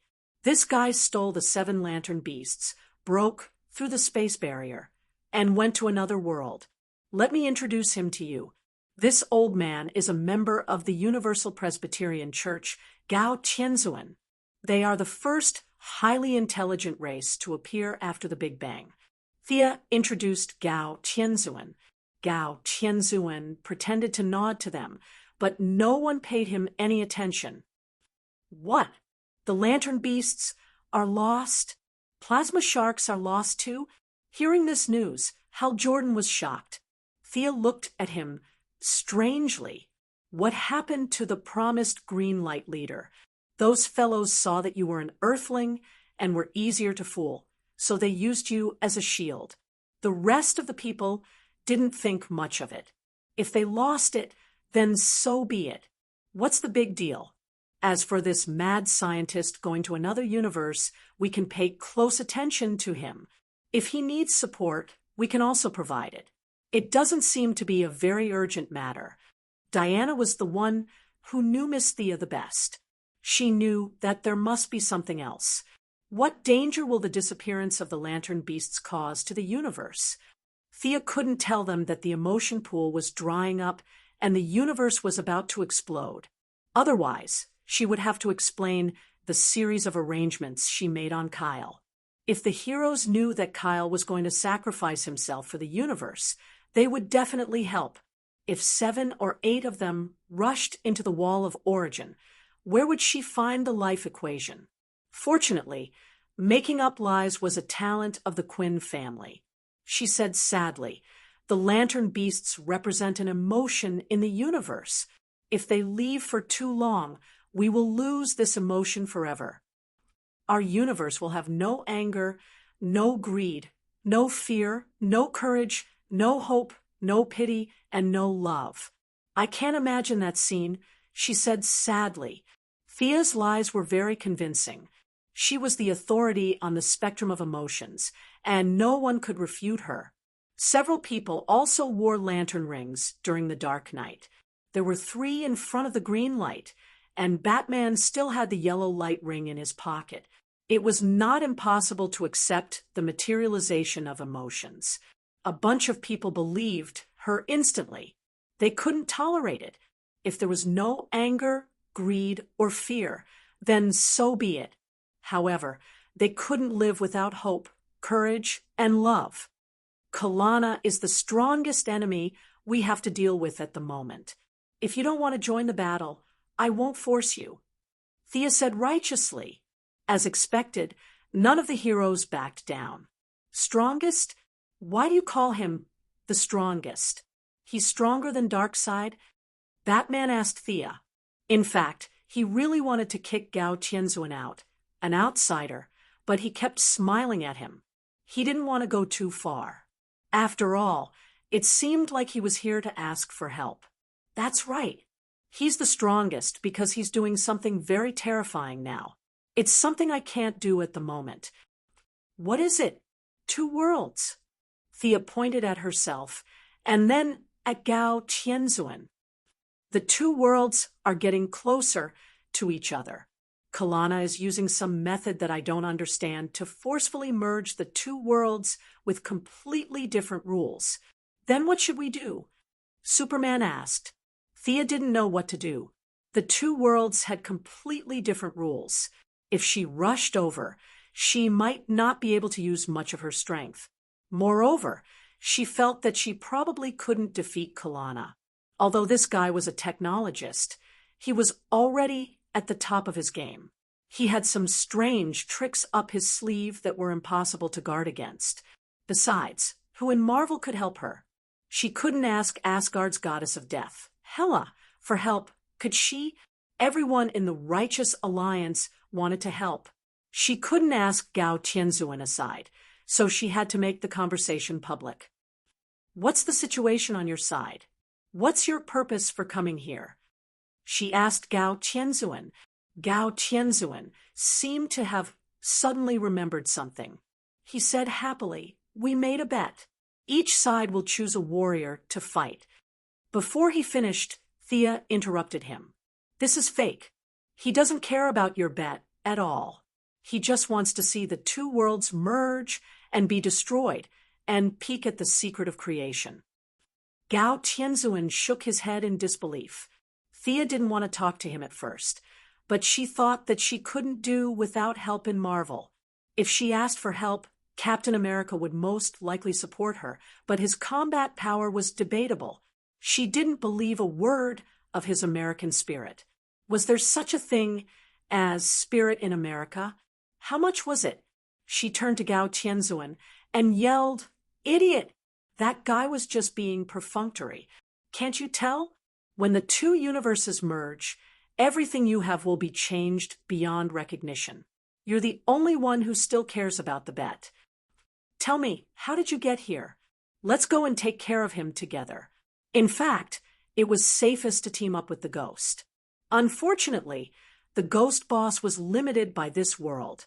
He couldn't leave unless the 2 worlds merged completely, but by then it would be too late. Chapter 1004. Gao Tianzuan must have been very smart when he was young. After all, he was an elder of the universe. Now, his IQ was no different from a little blue man. He was more interested in fooling around than in serious matters. Just by looking at how this guy ran over to his side like a fool, without any investigation or preparation, it was obvious. The matter with Kalana was just a game to Gao Tianzuan. As for whether this game would eventually cost him his life, he did not even think about it. Now that Thea had a lot of experience in dealing with long-lived species, the best way was to scare them. These guys were too strong, their lifespans were too long, and they were usually unbearably slow. However, once something that threatened their lives appeared, they would more or less pull themselves together. "I haven't fought for many years." Gao Tianzuan mumbled. Thea was also very troubled. Fate had once again pushed her into the teeth of the storm. If she wanted to be the second sister of death, the equation of life was very important. The equation was behind the wall of origin. Even if she did not care about the problem of the universe exploding and did not charge the emotional pool, no one knew if she could still bring the equation out. Back to the original problem. She still needed Kyle Rayner and the 7 Lantern Beasts.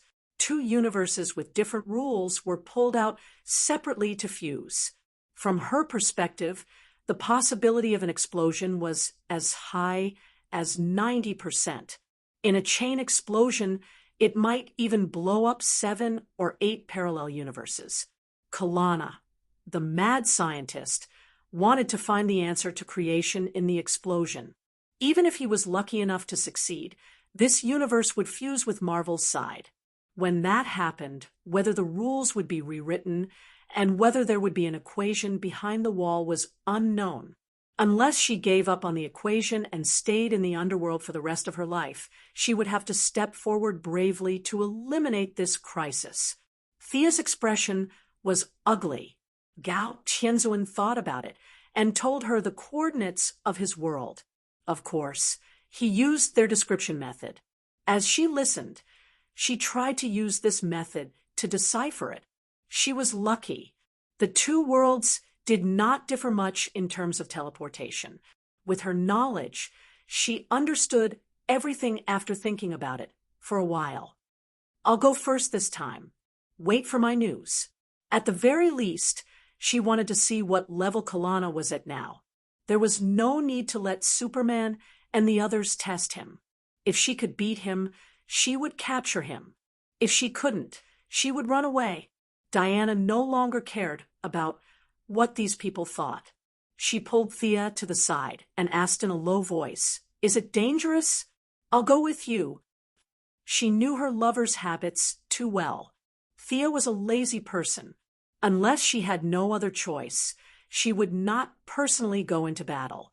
It was rare for her to take the lead so actively this time. This could only mean one thing: the enemy was very dangerous. Thea caressed her hair, and to Gao Tianzuan's surprise, she and Diana kissed each other on the spot. Even if I can't win, I can still run. A small portion of the laws of the two worlds have already fused together. No existence can kill me. She said this with confidence.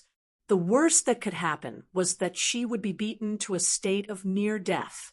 How could she die first? The two goddesses hugged for a long time before Diana let go of her. The Valkyrie's eyes were firm, and she took 2 steps back. Thea carefully corrected the coordinates and then used her own method to open the teleportation channel. Time, space, dimension, and as for the location, she had to calculate. The strength of the enemy was not clear. She did not want to directly fall in front of the enemy. At least, she had to secretly observe. After changing into her Goddess of Death outfit, she slightly adjusted her landing point and set her target on the opposite Earth.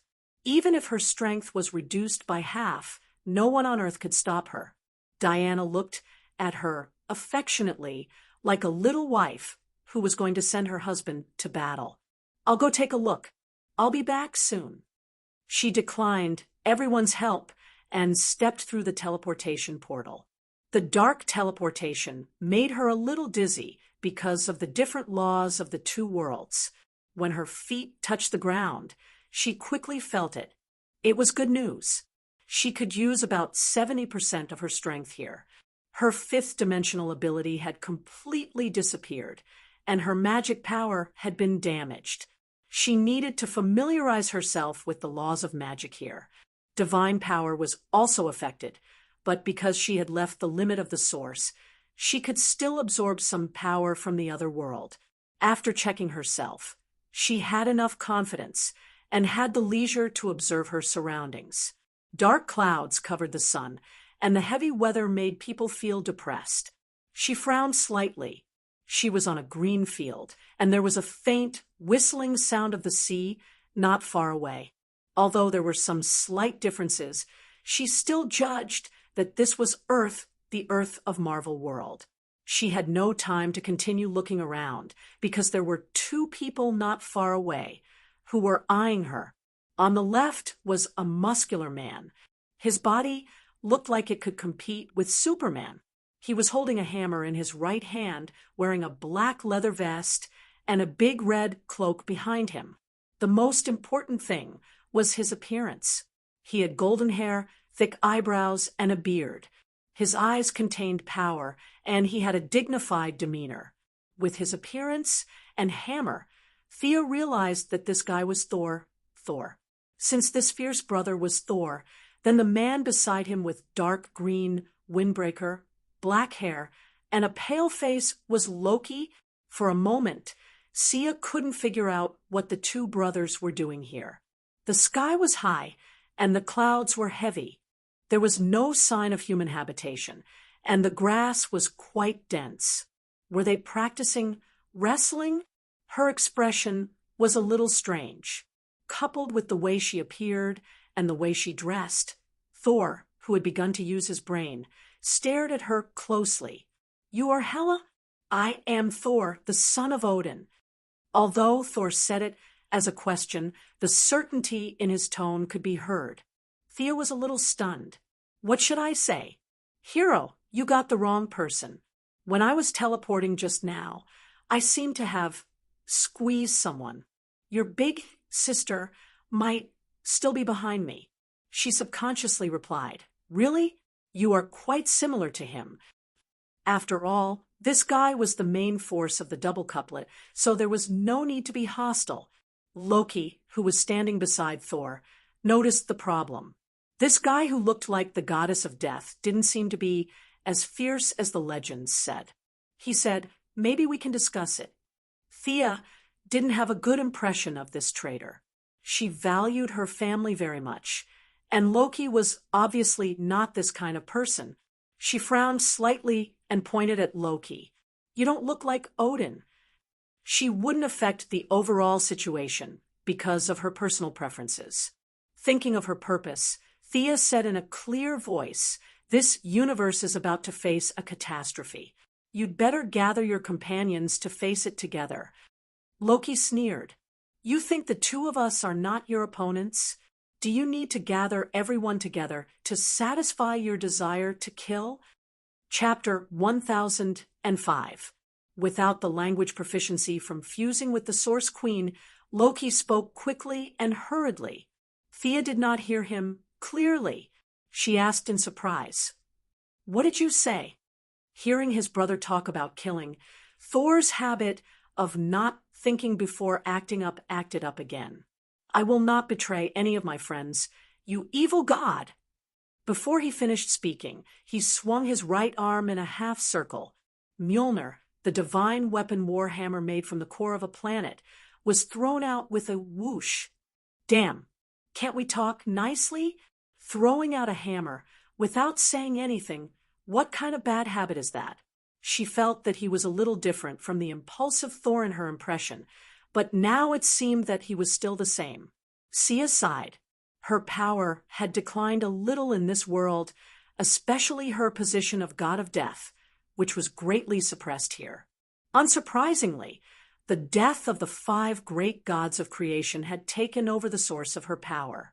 She could not extract much death divine power, but because she obtained the emotion divine seat, which was something that all life had, her power was barely maintained at 70%. She reached out with her right hand and grabbed Thor's hammer with 5 slender fingers. Thor gritted his teeth and used all his strength to try to get the hammer out of her right hand. However, his strength seemed to have been thrown into the void. The hammer was still firmly in Thea's hand. As they fought, the ground began to shake slightly. Thea wanted to throw the hammer back to him, but the hammer kept shaking. Thor was also controlling it. If she let go now, she would hurt herself. Both sides were in a stalemate. "Your timeline is wrong. Come back quickly." A valiant woman's voice echoed in their ears. Thor and Loki could not tell who it was. Thea frowned slightly. It was Diana's voice. Their love extended through the spectrum of emotions, breaking through the distance of time and space. That shouldn't be. She began to think about which step went wrong. Logically speaking, with her level of attainment, it was impossible for her to make a mistake. "Come back quickly." Gao Qianzuan's concept of time is a bit vague.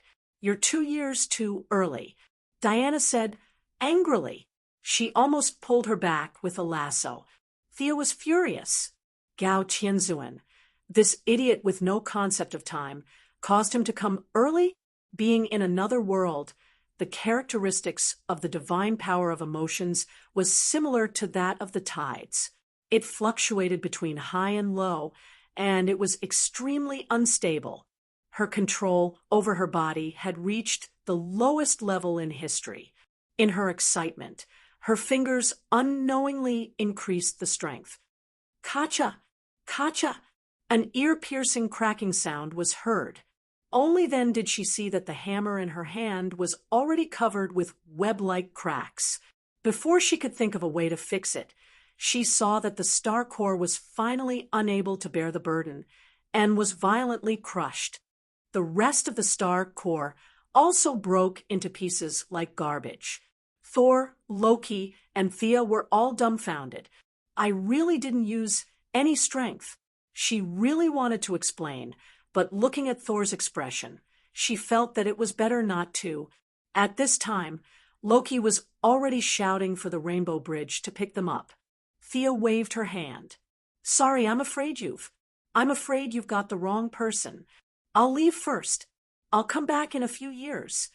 After saying that, she opened a portal and was about to go back. Before she left, she felt that crushing Thor's hammer would be very detrimental to their future cooperation. She turned her head and looked at him from inside out. She had to admit that this Thor was really weak. Without the hammer, he was even more useless. This is a little knowledge about the use of lightning in our world. Consider it as a hammer to accompany you. After saying that, she reached out and pointed, and a large piece of information entered the depths of Thor's soul. This was the way to use lightning that he extracted from old Shazam. It was passed down from Zeus, but it was not suitable for her. Now, she copied it as a favor. After sending the information, she did not wait for the two to speak and directly entered the portal. Vaguely, she seemed to have bumped into someone. The other party was also dressed in black. Judging from the body shape, it seemed to be a woman. The portal was very short. After brushing past the woman and a violent tremor, they finally returned to their original world. Are you okay? Diana asked nervously. The Valkyrie had already realized that the other side was a completely different world. It was completely different from their parallel universe. Thea took a deep breath. The original world was still the most comfortable. She looked at Gao Tianzuan in annoyance. What's going on? Small mistake, small mistake. My life is too long. I've seen the rise and fall of the entire universe, the glory and fall of empires. Thea waved her hand and interrupted Gao Tianzuan's boasting. She adjusted the time again. This time, she did not plan to go over by herself. If Superman had followed her just now, he would not have been able to beat her up. Of course, this beat was for Thor and his brother. For her, this level was not considered a battle. Superman's image and temperament were, without a doubt, he was simply a moral role model among superheroes. No one would say that he was a bad person when they saw him. She knew her own family's situation. Her appearance now was a little far from being righteous. Diana strongly requested to go with her. Batman also looked like he wanted to go. The Flash and the others also wanted to go, but Thea stopped them. I'm afraid there's no power of speed there. Our Earth still needs your protection. The same goes for the green light.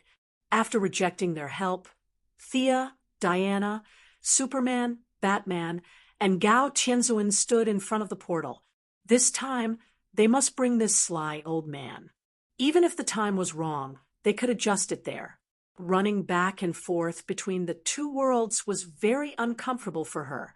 Moreover, when Gao Tianzuan left, the observer would also return. This time, she didn't use the power of death to open the portal. The thing was dark and didn't look like justice at all. What's more, she was suppressed by Marvel's death. This time, she used the power of emotion. It was colorful and dazzling, and it seemed to work well. Stepping through the portal, except for Gao Tianzuan, who was relieved to return to his own world. The others, including Thea, had to readjust. Batman was an ordinary person. Any world had no effect on him. At this time, he was looking at the surrounding environment. Superman stretched his body and looked up at the sun. He found that it was no different from the other world. He was also relieved.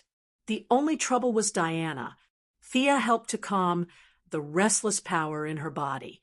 After 10 minutes, it stabilized. Is there no courage in this world? Diana's courage power was sealed by Thea, but she could use perseverance and protection. Maybe the rules of the emotional spectrum are different. Emotions can be used normally, but courage alone is different from our world. Thea could only vaguely explain. Was there any green representative in Marvel? Hulk. That seemed to be the symbol of anger. It had nothing to do with courage, and the color of anger in their world was red. The source of emotion could be used because the range of emotion was large. Diana's courage didn't match here at all. With half of her strength gone, Diana was a little unhappy. She was suppressed and had to deal with an enemy stronger than ever before. It didn't feel good. Where is this? Diana asked Batman. I don't know. Batman's answer made them speechless. I didn't know you were so focused.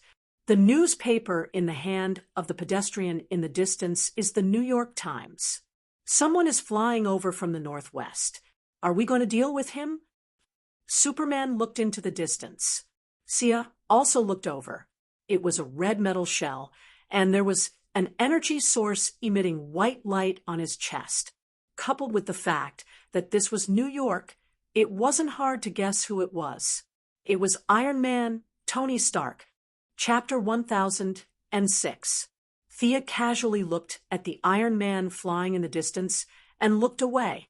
She looked up outside the Earth, and with the return of Gao Tianzuan, the observer also returned to this part of the Earth.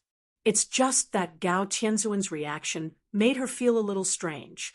By right, when returning to the original world, there should be some information and energy flow between the main body and the projection, but Thea didn't feel anything, which was completely impossible. Unless Gao Tianzuan was 2 levels higher than her. Thea was now at the multiverse level, and higher than her would be the peak of the multiverse and the omnipotent level. But did Gao Tianzuan have this ability? She didn't believe it. Another possibility was that Gao Tianzuan was a big liar, an American version of Qiu Qianzhong, but seeing that he could cross into her world, it didn't seem like it. Thea felt that the last possibility was very likely, and his main body was dead. Before she could ask, the Iron Man had flown in front of her. Tony Stark was a genius in the Marvel world, the representative of the superheroes, and similar to Thea's deeds there. He also revealed his superhero identity to ordinary people. He relied on various technological equipment and his Iron Man armor in battle, and could use his Iron Man armor to deal with 80% of the enemies. Today he was doing experiments when he suddenly found several warning signals ringing, and the monitor showed that 5 unknown targets had appeared in New York. Aliens! This was his first thought, but after observation, he found that the people who came didn't have any violent aura. After the other party arrived, they looked around and didn't find any hostility in a short time. After thinking for a while, he informed several of his companions, and then without hesitation, he put on his armor and came to them. Who are you? Why did you come to Earth? The Iron Man floated more than 2 meters above the ground, and the energy in his palm was ready, but not released. He was fully alert, and at the same time, he looked at these strangers. This time, Thea didn't wear the Goddess of Death's outfit. Instead, she changed into her usual clothes. She wore a red woolen coat, cropped pants that revealed her white ankles, and a pair of pointed high heels. She originally had a satchel with her, but Diana frowned and put it away. He was dressed normally, but compared to the people around him, he looked abnormal. Superman, Batman, and Diana were all wearing battle suits. Gao Tianzuan was wearing a shiny golden robe inlaid with silver. He might look cool on his planet, but on Earth, he could only look very different and flashy. The Iron Man's eyes wandered over their faces. Gao Tianzuan looked strange and was obviously not a good person to talk to, so he was eliminated at the first moment. Diana carried a shield and a long sword, looking like she was about to enter the battlefield. Thea, a city beauty, was also very strange to be mixed in with a group of suspected aliens. Although both of them were super beautiful and very fierce, and he usually wouldn't mind chatting them up at this time, he was still ready to put business first. Batman was even worse, dressed in black and habitually standing in the shadows. The Iron Man muttered for a while, "This guy wouldn't be a bad guy, right?" The Iron Man finally set his eyes on Superman. Intuition told him that this guy with a sunny face should be a good person. Thea didn't know what time period Marvel was in now, and she didn't care much about the life and death of Thanos. She gently pushed their righteous and handsome Superman. "You should speak on behalf of the company. We are from another Earth, and there is a major matter involving both of us that we need to discuss with you." Superman flew into the air and was level with the Iron Man and said in a gentle tone. The strong man in the red cloak in front of him could fly without any equipment, which made the Iron Man more certain that the other party was an alien. However, after living for so long, he could still judge whether there was hostility or not.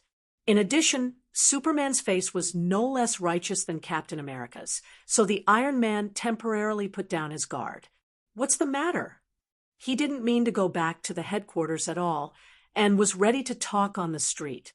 Superman briefly said that he didn't trust the Iron Man to the extent that both sides were conducting preliminary tests.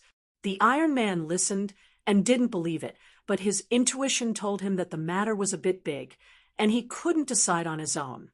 "Please come back to the headquarters with me to talk in detail." After that, the Iron Man hesitated. Could these guys in front of him all fly? If they couldn't fly, would he need to call a car from the headquarters? They should have seen cars before, right? Looking at Batman's Kevlar and Thea's clothes, judging from human clothing and polymer composite materials, the technology in this world shouldn't be bad.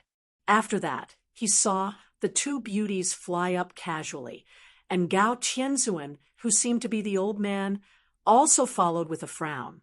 The three of them flew as casually as breathing and drinking water, and the dark Batman also wore a ring and followed behind with yellow light. The Iron Man was a little surprised. These guys can fly. He hurriedly called the Avenger to gather in the exclusive channel. Regardless of whether the other party was a righteous hero or not, at least his side couldn't be too weak. The journey was a little far.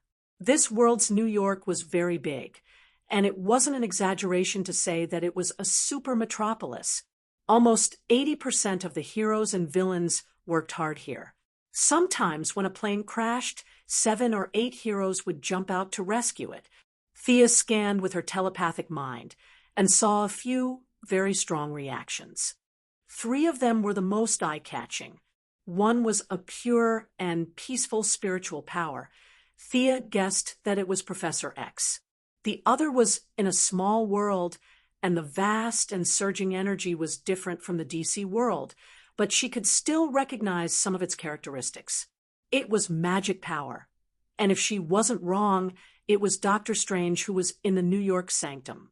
The last one was their destination, and Thea couldn't think of who it was for a moment. Avoiding the city, the group flew to the suburbs. After flying for half an hour, they came to the outside of a huge building complex. An irregular pentagonal building was the main building, and the members' daily rest and employees' work were all here. The air corridor connected to the military facilities at the back and the training ground. Thea also saw 2 famous Quinjet on the tarmac. Above the main building and the training ground, there was a large letter A. Superman was very curious and asked what this A meant. We call ourselves the Avenger Alliance, which is the acronym for Avengers. Tony answered the question very quickly. We call ourselves the Justice League. Superman said proudly. The term Avengers referred to taking revenge on behalf of someone. This kind of action was a bit like exchanging violence for violence. Conceptually, their name was much more positive. Walking into the main building, they saw many ordinary people doing work. Thea also saw the third person that caught her interest. Chapter 1007. There was not a single strand of hair on the person's body, and his gaze was calm. This was a man with purple skin and a yellow cloak. The most eye-catching thing was that there was a dent on his forehead, as if the gem that was supposed to be there had never existed. Thea recognized him. This was Vision, the original owner of the Soul Gem. Now that the gem had disappeared, he was still standing here. There must be a complicated story behind this. Although the gem had disappeared, she could still feel some unusual energy. Vision's body still had the remnants of the Soul Gem, and the gem's remnant was integrated with his life. In the face of Thea's prying, the remnant had been desperately resisting, constantly emitting invisible ripples, trying to confuse her gaze. Thea smiled slightly and looked away. Walking with Vision was a woman in a red trench coat with shoulder-length hair and a beautiful appearance. However, the energy in her body was violent and primitive with a destructive aura, like a huge volcano. The characteristics were very obvious. This was Scarlet Witch. Both of them were strong. In her opinion, Vision was similar to the Martian Hunter. Scarlet Witch's current strength was similar to Zatanna's, but her potential was very deep. As long as she developed steadily, it would not be a problem for her to reach the multi-level in the future. That remnant aura is the Infinity Stone kept by the Universal Presbyterian Church, right? She asked Gao Tianzuan in her consciousness. Yes, I didn't expect the Soul Gem's aura to be here. You know a lot. Have you been here before?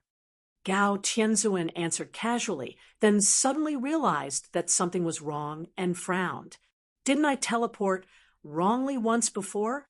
At that time, I saw a lot of things in the timeline. She quickly fooled Gao Tianzuan and also set up an ambush for the future prophet. She stopped probing them. Scarlet Witch and Iron Man did not find any clues. Only Vision looked around strangely. I don't mean to offend, but are there only 3 righteous people here? Superman asked. Just as he finished speaking, a muscular man wearing a red cloak and carrying a hammer flew in from afar. As he walked, he said, Tony, why did you call me? Gao Tianzuan. The muscular man was shocked. He raised his hammer and was about to rush over. A group of people, mainly the double couplet, stopped Thor, who was still impulsive and brainless. This was a good thing about heroes of justice. They did not hold grudges, especially when they knew that they had to face a super enemy together. Thor also let go of the bullying he suffered in the arena. He angrily shifted his gaze away from this old acquaintance and then saw Thea beside Gao Tianzuan. Young mistress's casual clothes made her stand out from the rest of the heroes in strange outfits. Thor was the second to see her. At first glance, he didn't recognize him. At second glance, that's right, at second glance, he was blinded in one eye. Why are you here?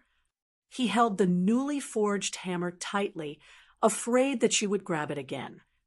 Haha, long time no see. How's the lightning experience I gave you? You look like you found your own path. Thea waved her hand as if she saw an old friend. Thor thought of the lightning power he learned when he was beaten up by Hela on the ground. He hummed and moved on. You forged another hammer? Are you the god of hammer? Thea asked curiously. Yeah, I forged it in the dwarf tribe. Thor had a strange look on his face. Am I that close to you? Pa, A soft sound interrupted their conversation. Thea and the others followed the sound and looked over. They saw a strange person in red and blue tights with a spider pattern on his chest lying on the window, looking at them carefully and curiously. Does such a young hero have to join the battle here? Superman asked curiously. Iron Man looked awkward. He's called Spider-Man.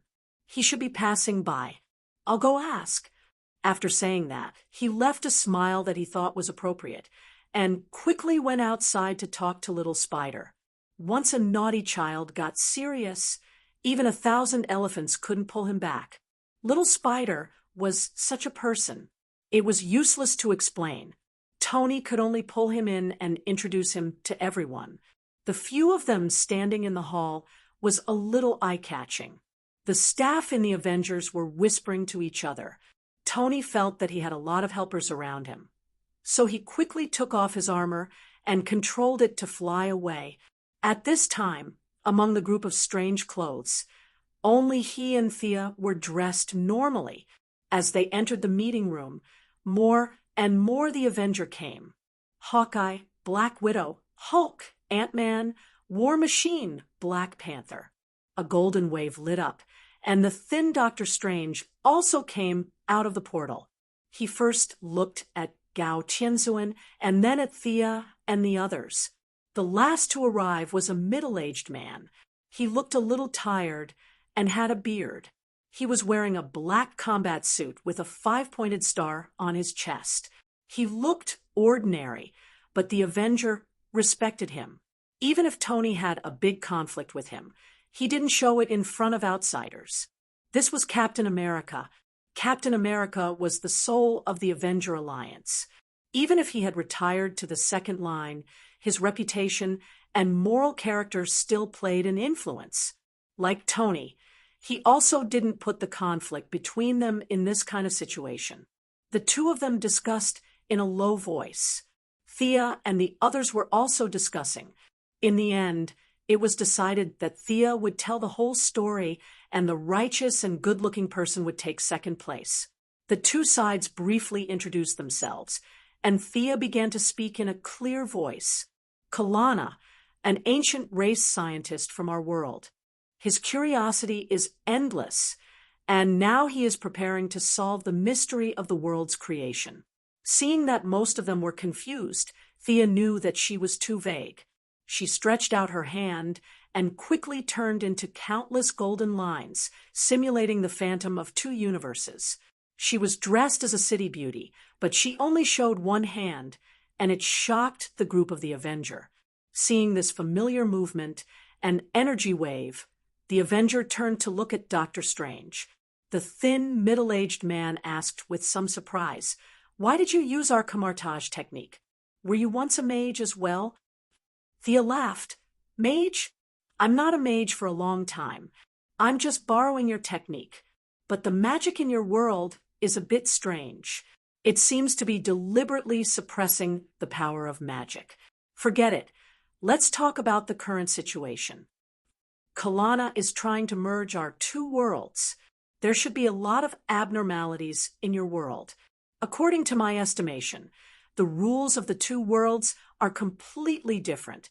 The possibility of a force fusion is very high. This is the purpose of our visit. Find Kalana and concentrate all our forces to stop him. A mad scientist." Captain America didn't fully understand the previous words about the explosion of the universe, but he understood that the scientist wanted to cause trouble.